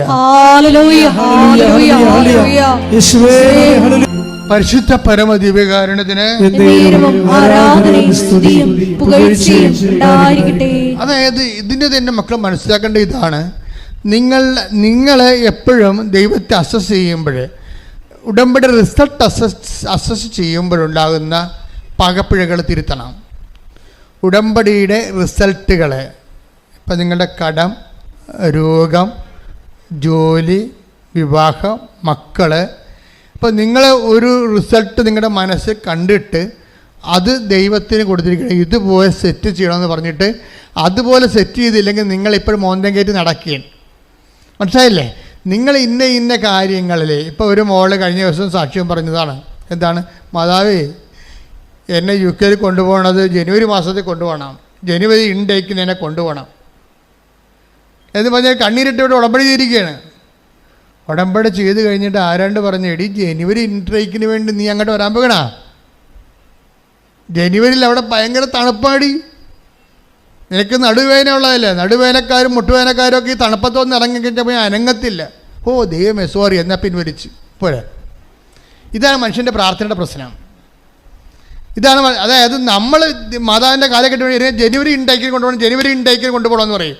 മാതാവ് ഒരു സൈൻ ചെയ്ത് കഴിഞ്ഞാൽ നിന്നെ നടുവ് പോയത് തന്നെ. അപ്പോൾ പല കാര്യങ്ങളും ദൈവം അപ്പം തന്നെ എടുക്കത്തില്ല. നീ ചോദിക്കുന്നത് ആനമണ്ടത്തരമായിരിക്കും, നീ ഉടമ്പടി വെച്ചിരിക്കുന്ന പല കാര്യങ്ങളും ആനമണ്ടത്തരമായിരിക്കും. എന്നുവെച്ചാൽ അതെങ്ങാനും ദൈവം എടുത്താൽ നിനക്ക് തന്നെ അത് പണിയായിട്ട് വരും, പണി പാർസൽ വരും. മനസ്സിലായില്ലേ? അപ്പോൾ എന്തെങ്കിലും നിൻ്റെ വിഷയം അതുപോലെ നടന്നില്ലെങ്കിൽ നീ മോന്തം കയറ്റി ദൈവത്തിനെ പ്രകോപിപ്പിക്കരുത്. പറഞ്ഞാൽ മനസ്സിലായില്ലേ? എന്നിട്ട് ദൈവത്തിൻ്റെ ഇഷ്ടമുള്ള സമയത്ത് ഇഷ്ടമുള്ള പോലെ സെറ്റ് ചെയ്യാൻ വേണ്ടി ദൈവത്തിന് സമർപ്പിക്കണം. ശ്രദ്ധിക്കട്ടെ. ഹല്ലേലൂയ.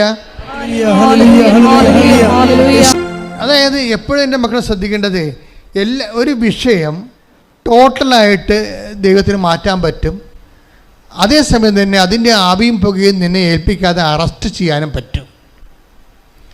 ഇത് രണ്ടും ഒരേപോലെ. നിൻ്റെ ജീവിതത്തിൽ ഏറ്റവും നല്ലത് എന്താണെന്ന് നോക്കിയിട്ട് അതാണ് നിൻ്റെ കുടുംബത്തിൻ്റെ ഹിസ്റ്ററി അനുസരിച്ച് ദൈവം സെറ്റ് ചെയ്യണം. ഒരു കാര്യം എപ്പോഴും അത് പെർഫെക്റ്റായിട്ടായിരിക്കും ചെയ്യണത്, പെർഫെക്റ്റായിട്ടാണ് ചെയ്യണമെന്ന് വിചാരിക്കും.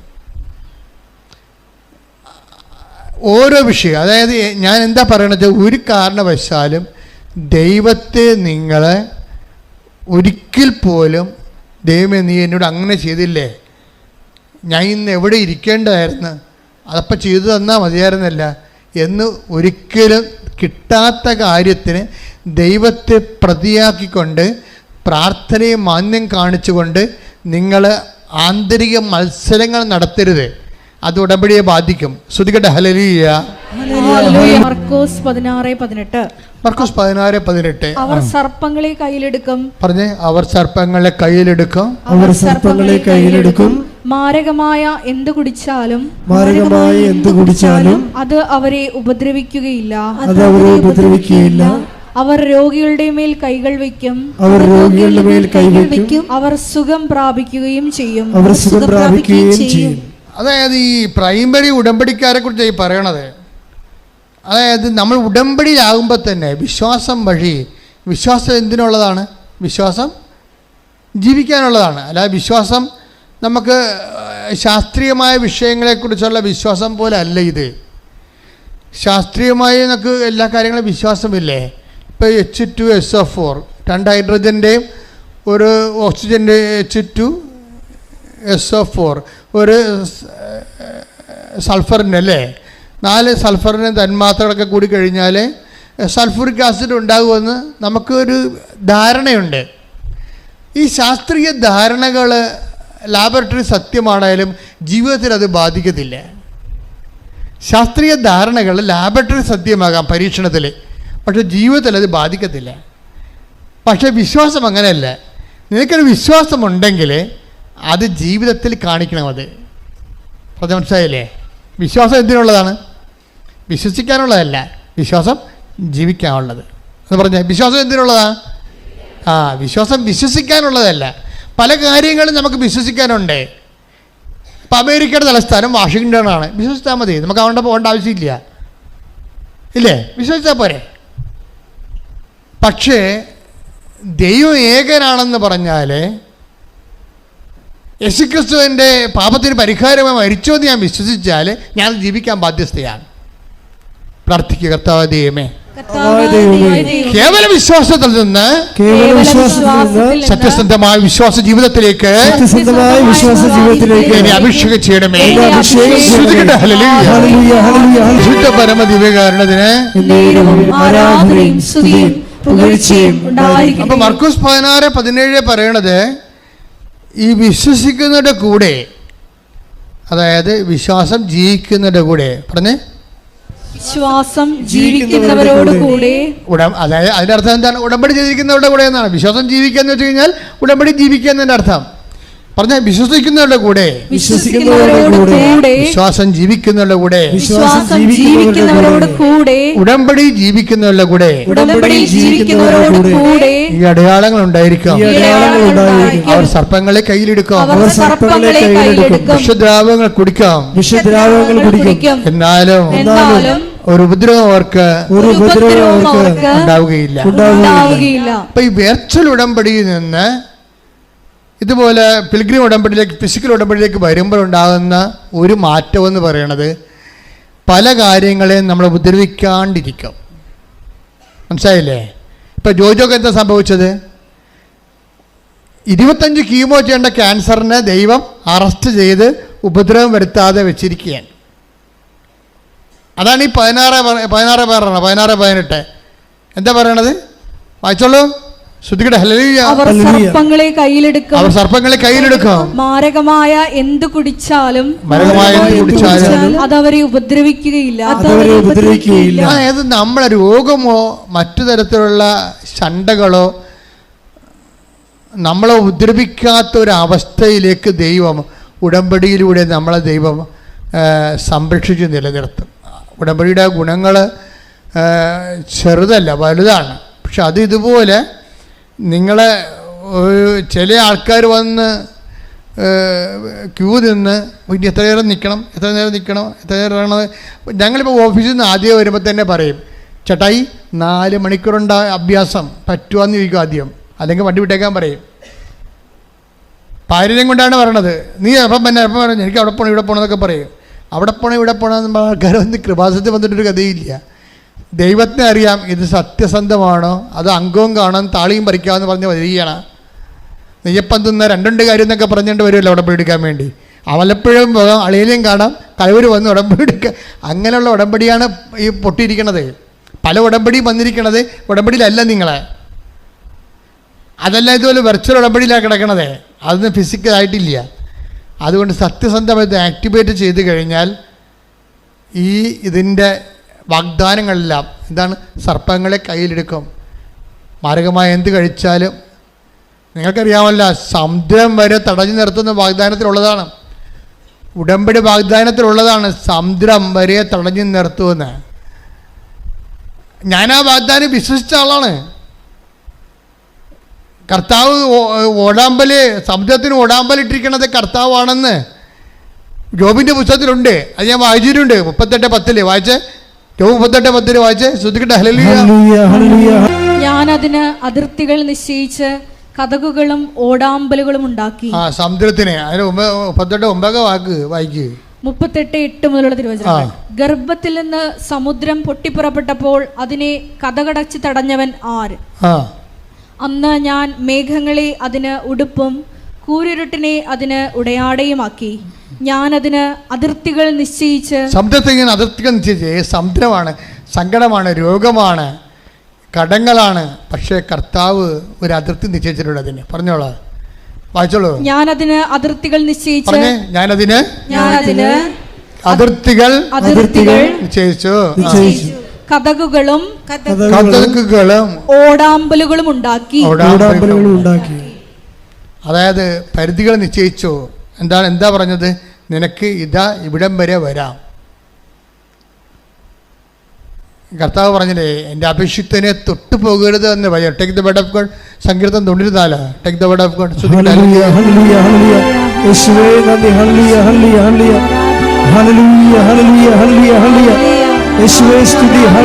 105-ാം സങ്കീർത്തനം 15-ാം തിരുവചനം ഒന്ന് പറഞ്ഞേ. 105-ാം സങ്കീർത്തനം 15-ാം തിരുവചനം. എന്റെ അഭിഷിക്തരെ തൊട്ടുപോകരുത്, എന്റെ പ്രവാചകർക്ക് ഒരു ഉപദ്രവവും ചെയ്യരുതെന്ന് അവിടുന്ന് ആജ്ഞാപിച്ചു. ഈ അഭിഷിക്തർ എന്ന് പറയുന്നത് ഇപ്പോഴത്തെ ഉടമ്പടി പശ്ചാത്തലത്തിൽ നമുക്കൊന്ന് പരത്തി വായിക്കേണ്ടി വരും. Those who have taken the covenant prayer, those who are in prayer practice in covenant, they are anointed.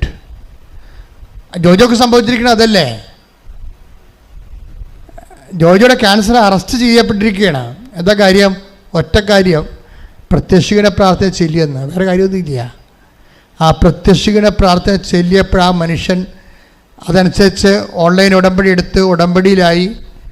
ഉടമ്പടി പ്രകാരം ജീവിതം ക്രമീകരിച്ച് കഴിഞ്ഞപ്പോൾ എന്നാ പറ്റി?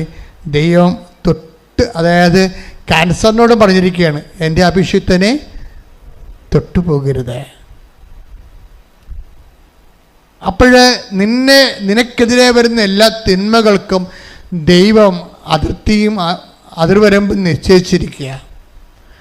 അത്രയും വലിയ സാധ്യതകളാണ് ഉടമ്പടിയിലുള്ളത്. ശ്രുതികട ഹല്ലേലൂയ.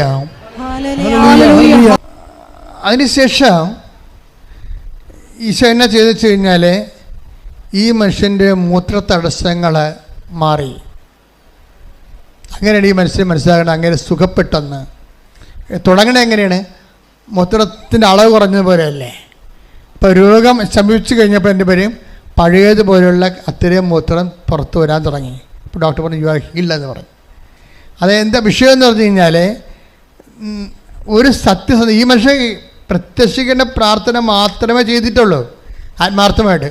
അത് ആത്മാർത്ഥമായിട്ട് ചെയ്തിട്ടുണ്ട്.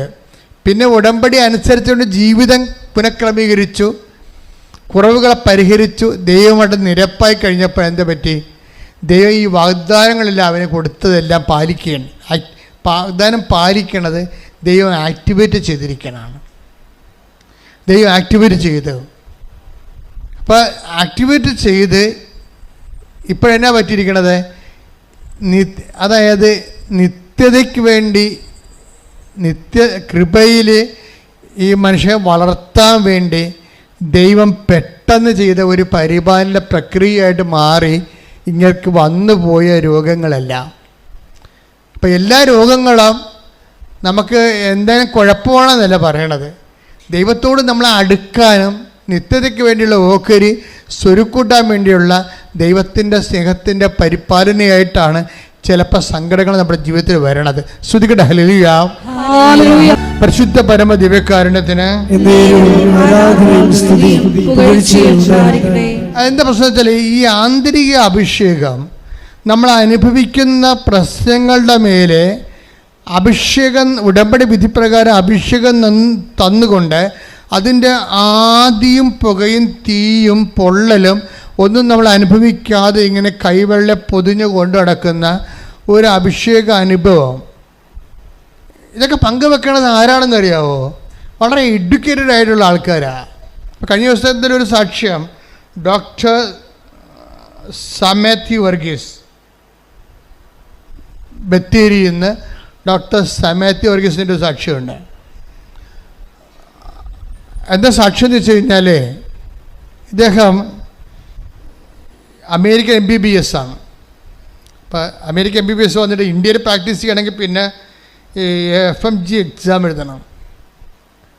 അപ്പോൾ FMG എക്സാം എഴുതുന്ന സമയത്ത് ഒരു വലിയ വിഷമം വന്നു. കാര്യം സാധാരണ മറ്റ് രാജ്യങ്ങളിലൊക്കെ പോയി വരുമ്പോൾ FMG എക്സാം എഴുതുമ്പോൾ 18% അവർക്ക് എഴുതാൻ പറ്റത്തുള്ളൂ. ഇങ്ങനെയൊക്കെ പക്ഷേ 5 ക്വസ്റ്റ്യൻ എടുത്ത് ബാക്കിയെല്ലാം പുള്ളി അറ്റൻഡ് ചെയ്ത്. ചിലർക്ക് 6-7 FMG എക്സാം എഴുതിയിട്ടാണ് ഇന്ത്യയിൽ പ്രാക്ടീസ് വാങ്ങിക്കണത്. ഇങ്ങനെയൊക്കെ 5 ക്വസ്റ്റ്യൻ മാത്രമേ മിസ്സായിട്ടുള്ളൂ. ബാക്കിയെല്ലാം അങ്ങനെ എഴുതി FMG എക്സാമിനെ. എഴുതി കഴിഞ്ഞപ്പോൾ ഉടനെ ഭയങ്കര പനിയും കുളിരും വിറവലും ഒക്കെ വന്ന് ഛർദ്ദിച്ച് ഇങ്ങനെ ആശുപത്രി ചെന്ന് ബ്ലഡെല്ലാം ടെസ്റ്റ് ചെയ്ത് കഴിഞ്ഞപ്പോൾ ഡോക്ടർ പറഞ്ഞ് ലിവറിലെ ഫ്ലൂയിഡ് കളക്ട് ചെയ്തിട്ടുണ്ടെന്ന് പറഞ്ഞു. അപ്പോൾ കൂളായിട്ട് നിൽക്കാൻ പുള്ളി ഇതൊക്കെ കേട്ടിട്ട്, ഡോക്ടറാണ് ആള്. അപ്പം അവിടെ നിന്ന് പറഞ്ഞിരിക്കുന്നത് ലിവറിലെ ഫ്ലൂയിഡ് കളക്ട് ആയിട്ടുണ്ടെന്ന്. പുള്ളി മൈൻഡ് ചെയ്യാതെ നിൽക്കുന്നത്. പുള്ളി മൈൻഡ് ചെയ്യാതെ നിൽക്കുന്നതിന് കാരണം പുള്ളി പറയുന്നുണ്ട്. അതാണ് നമ്മൾ ശ്രദ്ധിക്കേണ്ടത്. കാരണം എന്ന് പറഞ്ഞത്, ഞാൻ FMG എക്സാം എഴുതുന്നതിന് മുമ്പ് ഇവിടെ വന്ന് ഉടമ്പടി എടുത്ത് കഴിഞ്ഞിട്ട് എനിക്ക് ഏറ്റവും വലിയ പ്രോബ്ലം എക്സാം ആയിരുന്നു. ഏത്? SMG എക്സാമാണ്. അതിൻ്റെ 5 ക്വസ്റ്റ്യൻ എനിക്ക് പോയുള്ളൂ. 5 ക്വസ്റ്റ്യൻ പോയിട്ട് എനിക്കൊന്നും ഫീൽ ചെയ്തില്ല. അതായത് ഇതിൻ്റെ ഒരു ടെൻഷൻ ഇല്ലാത്ത രീതിയിൽ ഇതുപോലെ എൻ്റെ ഫ്ലൂയിഡാണ് അതുപോലെ തന്നെ എൻ്റെ കരളിൽ ഫ്ലൂയിഡ് കളക്ട് ചെയ്തിരിക്കുന്നു എന്ന് പറഞ്ഞിട്ടും എനിക്കത് ഫീൽ ചെയ്തില്ല. പിന്നെ ഡോക്ടർ ഇങ്ങയുടെ എന്താണ് ഡീറ്റെയിൽഡ് കാർഡിയോ മയോപ്പതി എന്നും പറഞ്ഞു എന്തൊക്കെ ചികിത്സ. എനിക്ക് അതിനെക്കുറിച്ചൊന്നും അദ്ദേഹം ഞാൻ പറയണതേ ഉള്ളൂ. എനിക്ക് എൻ്റെ ഡീറ്റെയിൽഡ് അറിയാൻ പാടില്ല. അപ്പം അത് പറയുന്ന ഡോക്ടർ തന്നെ ഈ മനുഷ്യൻ്റെ അബോധാവസ്ഥയിൽ ഡോക്ടർ പറയുന്നുണ്ട്, ഹാർട്ട് പോയിരിക്കുകയാണ്, ഇത് മൊത്തം മാറ്റിവെക്കേണ്ടി വരുമെന്ന് പറഞ്ഞു.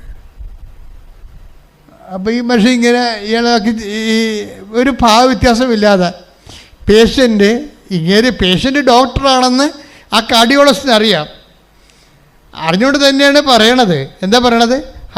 ലിവർ മാത്രമല്ല ഹാർട്ടും പോയിരിക്കുകയാണ്, ഇത് മാറ്റിവെക്കേണ്ടി വരുമെന്ന്. അപ്പോൾ ഇങ്ങനെ കൂളായിട്ട് ഡോക്ടറെ നോക്കുകയാണ്. അപ്പോൾ ഡോക്ടർ തിരിച്ചു ചോദിക്കും, നിങ്ങളൊരു ഡോക്ടറല്ലേ, ഞാൻ പറഞ്ഞത് നിങ്ങളുടെ ഹാർട്ട് മാറ്റി വെക്കണമെന്ന് പറഞ്ഞിട്ട് നിങ്ങൾക്ക് എന്താ ഒരു ഭാവവ്യത്യാസം ഇല്ലാത്തതെന്ന്. അപ്പോഴേ ഈ മനുഷ്യൻ്റെ പറയണത് ഉടമ്പടി എടുത്തതിന് ശേഷം ഇങ്ങനെയാണെന്ന്. ആന്തരിക അഭിഷേകം. ഒരു മനുഷ്യൻ്റെ ഹാർട്ട് മാറ്റി വെക്കണമെന്ന് പറഞ്ഞിട്ട് ഒരു ഡോക്ടറിനെ കേൾപ്പിച്ച് പറഞ്ഞിട്ട് ഒരു ഭാവവ്യത്യാസമില്ല. എന്നുവെച്ചാൽ എന്താ കാര്യം? മാതാവിൻ്റെ മനസ്സിൽ നിറഞ്ഞിരിക്കുക. അമ്മ ഇത് എവിടെയെങ്കിലും കൊണ്ടുപോയി കൃത്യമായിട്ട് എത്തിക്കുമെന്നല്ല, ആന്തരിക ബോധ്യം കിട്ടിയിരിക്കുന്ന ആത്മധൈര്യമാണ്. ശ്രദ്ധിക്കട്ടെ. ഹല്ലേലൂയ. ഈ ഡോക്ടർ സാംസൺ മാത്യു വർഗീസിൻ്റെ സാക്ഷ്യം അവസാനിക്കാൻ എങ്ങനെയാണെന്ന് അറിയാമോ? ഈ ഹാർട്ട് മാറ്റി വെക്കണമെന്ന് പറയുമ്പോൾ അദ്ദേഹം ഇങ്ങനെ പ്രാർത്ഥിച്ച് ഉടമ്പടി ജീവിച്ചും 90 ദിവസം കഴിയാൻ വേണ്ടി കാത്തിരിക്കും. എന്തിനാണ്? ഒരൊറ്റ പ്രത്യാശയാണ്. എന്താണ്? ഉടമ്പടി പുതുക്കാവില്ലെന്നാണ്.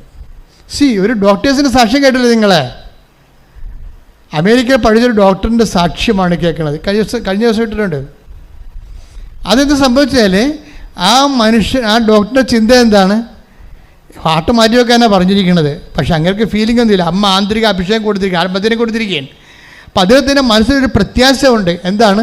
90 ദിവസം കഴിയുമ്പോൾ ഉടമ്പടി, അമ്മയോട് ചെയ്ത ഉടമ്പടി പുതുക്കാമല്ലോ. അപ്പം അതിനു വേണ്ടി ഇങ്ങനെ ദാഹിച്ച് മുഖിച്ച് കാത്തിരിക്കുകയാണ്. എന്താണ്? ഉടമ്പടി പുതുക്കാമല്ലോ. അപ്പം നിങ്ങളാണെങ്കിൽ പറയും അച്ഛനെ കാണാമല്ലോ എന്ന് പറയും. അവിടെ വെച്ചാണ് എല്ലാം പൊട്ടണത്. ഉടമ്പടി ലക്ഷ്യം അച്ഛനെ കാണുന്ന ആക്കുമ്പോഴാണ് അമ്മനെ കാണുകയും അച്ഛനെ കാണാതെ തന്നെയത്. ഉടമ്പടി പുതുക്കാമല്ലോ എന്ന് വിചാരിച്ചിട്ട് എൻ്റെ ദൈവവുമായിട്ട് എനിക്ക് അടുത്ത ബന്ധങ്ങളിലേക്ക് ആത്മാർത്ഥമായിട്ട് പോകാമല്ലോ എന്ന് വിചാരിച്ചുകൊണ്ട് ഈ മനുഷ്യൻ വന്ന് ഉടമ്പടി അത്യാഘാതത്തോടെ പുതുക്കും. ഹാർട്ട് ഓപ്പറേഷന് വേണ്ടി ഹാർട്ട് മാറ്റിവെക്കും. ഓപ്പറേഷൻ അല്ല, ഹാർട്ട് മാറ്റിവെക്കാൻ പറഞ്ഞ് ഡോക്ടർ വന്നിട്ട് ഉടമ്പടി പുതുക്കി കഴിഞ്ഞിട്ട് പോയി ടെസ്റ്റ് ചെയ്യുമ്പോൾ എൻ്റെ ഹാർട്ടിൻ്റെ പൾസ് റേറ്റ് 18 അത് അമ്മ 34 കൊടുക്കും. ഇതിൻ്റെ ലെഫ്റ്റ് വെർട്ടിക്കിൾ ഇടത്തെ ഹൃദയത്തിൻ്റെ അറ പകുതിയെ വർക്ക് ചെയ്യത്തുള്ളായിരുന്നു. അമ്മ അത് അത് മുഴുവനാക്കി കൊടുക്കും, ഒരു കുഴപ്പമില്ല. ഹൃദയത്തിൻ്റെ ഇടതേ അറയില്ലേ, അത് പകുതിയെ വർക്ക് ചെയ്യത്തുള്ളായിരുന്നു. ഉടമ്പടി പുതുക്കി കഴിഞ്ഞപ്പോൾ ആ വാഗ്ദാനം പോലെ തന്നെ അത് ഫുള്ളായിട്ട് വർക്ക് ചെയ്യുന്ന രീതിയിലായിട്ട് ഒരു ഓപ്പറേഷൻ വേണ്ട, ഒരു ഹാർട്ട് മാറ്റണ്ട. ഇതാ മാറ്റുന്നത് ആരാണ്? അമ്മ തന്നെ ഇതിനും ചെയ്യാം. ശ്രദ്ധിക്കട്ടെ. ഹല്ലേലൂയ. ഞാൻ ഒരു ഓണറുടെ സഡൻ ഇങ്ങനെ ഒരു ശുശ്രൂഷയ്ക്ക് വന്ന ആളില്ല. എപ്പോഴും നിങ്ങൾ പറയാറുണ്ട് 84 മുതൽ ധ്യാനിപ്പിക്കാൻ നിൽക്കുന്നയാളാണ്. അമ്മ ഉടമ്പടി തരണത് 2015. പക്ഷേ അതുവരെ ഈ കൃപാസനത്തിൽ തന്നെ എല്ലാ ദിവസവും തന്നെ ചൊവ്വാഴ്ചയും തിങ്കളാഴ്ചയും ഒക്കെ ആൾ വരികയും നല്ല ധ്യാനവും കൗൺസിലിങ്ങും. ഞാൻ ഈ മരിയൻ തപസ്സം എന്ന് പറഞ്ഞൊരു ധ്യാനം ഉണ്ടായിരുന്നു ഇവിടെ. അതൊരു 1.5 ധ്യാനമാണ്. ഭയങ്കര കഷ്ടപ്പാടാണ് നിർത്തിപ്പോയതാ. അത് ഞാൻ തന്നെ കിടന്ന് അലയണം. അവന് 6 മണിക്ക് കയറിയ രാത്രി 9 മണിക്കാണ് ഇറങ്ങണത്. തീരണ ദിവസമാണെങ്കിൽ രാത്രി 9 മണിക്ക് 6 മണിക്ക് കയറിയിട്ട് ഞാൻ വെളുപ്പിന് 4 മണിക്കാണ് പിന്നെ പോണത്, ആൾക്കാരെല്ലാം കണ്ടു പോണത്. അങ്ങനെയാണ് രോഗമൊക്കെ ആയി പോയത്. വരുത്തി വെച്ചതാണ് ശരിക്കും പറഞ്ഞാൽ. ഉറക്കം നിന്നുകൊണ്ട് ഇങ്ങനെ അലഞ്ഞും കെട്ടി ഉണ്ടാക്കിയാണ്. അപ്പം അതുകൊണ്ട് ആ മരിയൻ തപസ് നിർത്തിക്കളഞ്ഞത്.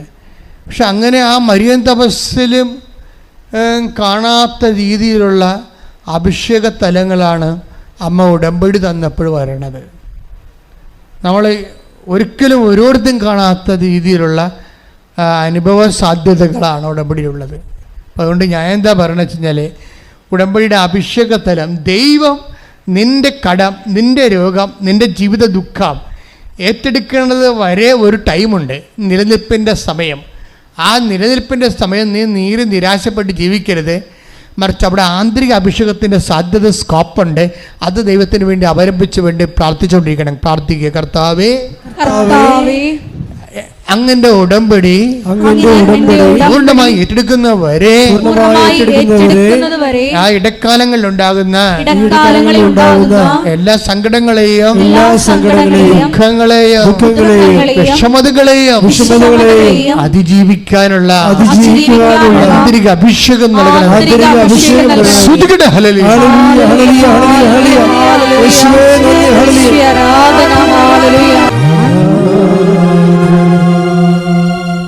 എൻ്റെ പ്രിയപ്പെട്ടവരെ, അതീവ ദൈവാനുഗ്രഹത്തിൻ്റെ അഭിഷേകത്തിലാണ് നമ്മൾ നിൽക്കുന്നത്. ഇപ്പം തീർത്ഥാടനത്തിൽ ഇവിടെയുള്ളവരും ഓൺലൈനായി ആരാധന കൂടുന്നവരും നമ്മൾ പഴയ സാക്ഷികൾ നോക്കിയാൽ മനസ്സിലാകും, ഒരേ അഭിഷേകമാണ് ദൈവം നൽകുന്നത്.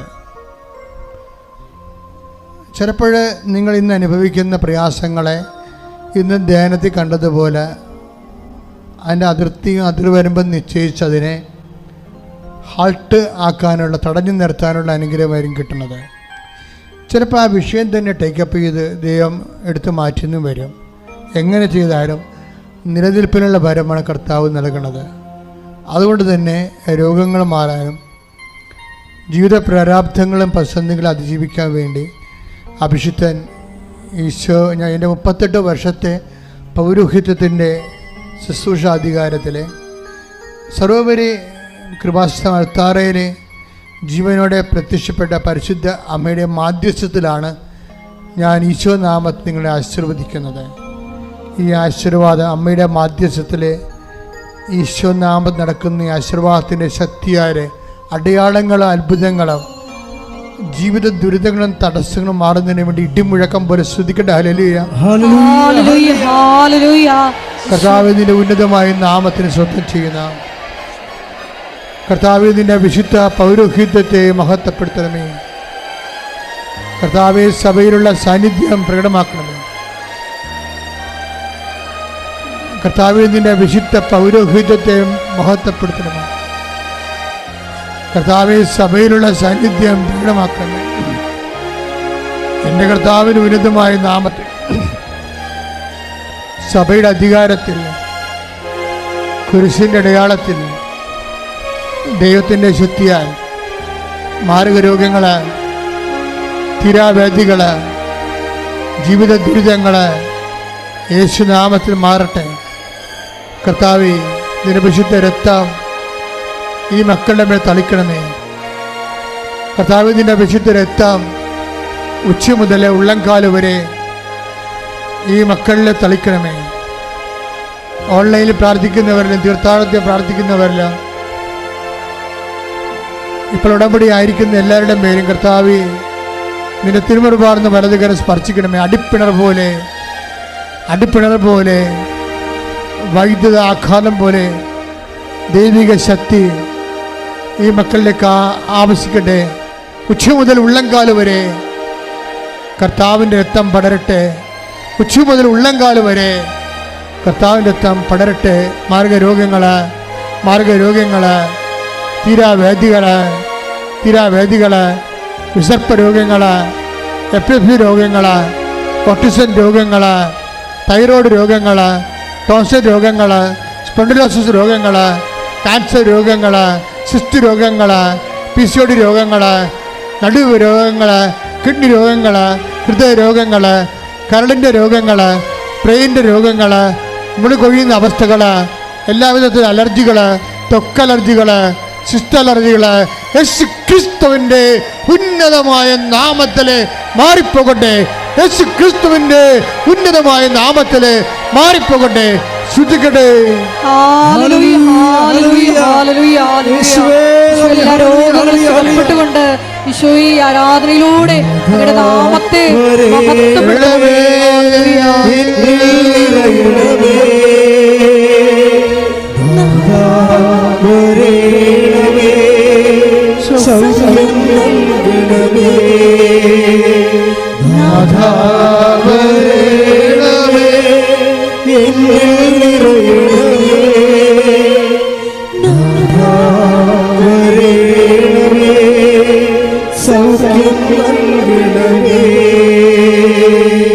എൻ്റെ മക്കളെ, ക്രിസ്തുവിൽ പ്രത്യാശ അർപ്പിക്കുമ്പോൾ, അമ്മയുടെ മാധ്യസ്ഥത്തിന് അണയുമ്പോൾ നമ്മൾ സന്തോഷത്തോടെ തിരിച്ചറിയേണ്ട ഒരു കാര്യമുണ്ട്. നമ്മൾ വിശക്കാൻ ആഗ്രഹിക്കാത്ത ഒരു മനസ്സാണ് ദൈവത്തിൻ്റെത്. അതാണ് ഈശോ പറയുന്നത്, ഞാൻ വെറും കൈയോടെ അവരെ പറഞ്ഞയച്ചാൽ അവരെ വഴിയിൽ തളർന്നു വീഴത്തില്ലേ എന്ന് ചോദിക്കണം. കുറച്ച് പേർക്ക് വീഞ്ഞ് കിട്ടി, കുറച്ച് പേർക്ക് കല്യാണത്തിന് വന്നവർക്ക് വീഞ്ഞ് കിട്ടിയില്ല. അങ്ങനെ സിറ്റുവേഷൻസ് കർത്താവ് ഉദ്ദേശിക്കുന്നില്ല. എല്ലാവർക്കും എല്ലാം കിട്ടണമെന്നുള്ള ആഗ്രഹത്തിലാണ് ഭൗതിക സാഹചര്യങ്ങളെ ഈശോ കാനായിലെ കല്യാണത്തിൽ വെള്ളം വീഞ്ഞാക്കുന്നതിലൂടെ ദൈവത്തിൻ്റെ ഒരു മനസ്സ് വെളിപ്പെടുത്തുന്നത്. എനിക്ക് ദൈവത്തിൻ്റെ ഈ മനസ്സിനെക്കുറിച്ച് പണ്ട് മുതലേ ഉൾക്കാഴ്ച ഉണ്ടായിരുന്നു. ദൈവത്തിൻ്റെ മനസ്സെന്താണ്? ദൈവത്തിൻ്റെ മനസ്സ് പാവപ്പെട്ടവൻ്റെ കൂടെയാണ്. പാവപ്പെട്ടവനെന്ന് വെച്ച് കഴിഞ്ഞാൽ പൈസ ഇല്ലാത്തവനെന്നല്ല എൻ്റെ അർത്ഥം. അത് മാത്രമില്ല, ഏതെല്ലാം തരത്തിൽ നിനക്ക് ഇല്ലായ്മ ഉണ്ടോ അവൻ്റെ കൂടെയാണ് കർത്താവ് നിൽക്കുന്നത്. എല്ലാം പരിഹരിക്കാൻ നിന്നെ ദൈവത്തിന് കഴിയും. ദൈവത്തിന് എല്ലാത്തിനും മറുപടിയുണ്ട്. നീ ചെയ്യേണ്ട നിൻ്റെ ഈ ജീവിത സാഹചര്യത്തിൽ നീ പ്രാർത്ഥിക്കേണ്ടത്, ദൈവം വരണേ നിൻ്റെ ഹൃദയത്തിലെന്ന്. ഈ ഒരു കുറവ് നോക്കിക്കൊണ്ട് ഇത് നികർത്താൻ വേണ്ടി എൻ്റെ രക്ഷകനായ എൻ്റെ ദൈവമേ, നീ എൻ്റെ ജീവിതത്തിലേക്ക് വരണമേ പറഞ്ഞ്, കർത്താവേ എൻ്റെ കുടുംബത്തിലെ, എൻ്റെ ജീവിതത്തിലെ വിദ്യാഭ്യാസപരമാകാം, അതിർത്തി തർക്കമാകാം, വീടില്ലാത്ത അവസ്ഥയാകാം, വഴിയും വസ്തുവില്ലാത്ത അവസ്ഥയാകാം, ജോലിയില്ലാത്ത അവസ്ഥയാകാം, സാമ്പത്തിക തകർച്ചയാകാം. കർത്താവ് ഈ കുറവ് നിവർത്തിക്കൊണ്ട് നീ തന്നെ നിന്റെ നാമത്തിലെ എന്റെ ജീവിതത്തിലെ അഭിഷേകമായി അടയാളം കാണിക്കണമേ.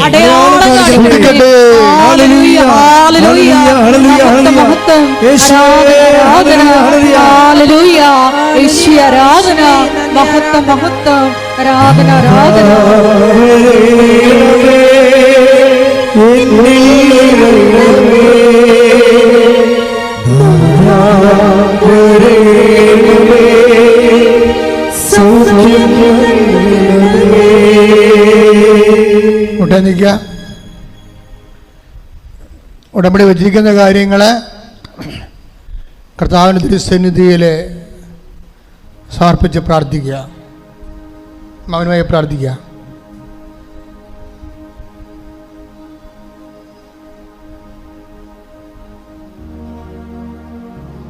എല്ലാവരും മുട്ടി നിൽക്കുക. സംഭവന ആശീർവാദം.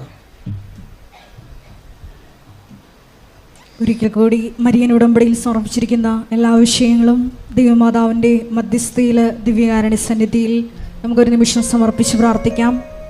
വിശ്വാസം ജീവിക്കാനുള്ള വലിയ കൃപ ഈ ആരാധനയിലൂടെ ഞങ്ങൾക്ക് ഓരോരുത്തർക്കും നൽകണമേ എന്ന് പ്രാർത്ഥിച്ചുകൊണ്ട് ശിരസ് നമിച്ച് നമുക്ക് ദിവ്യകാരുണ്യനാഥൻ്റെ ആശീർവാദം സ്വീകരിക്കാം.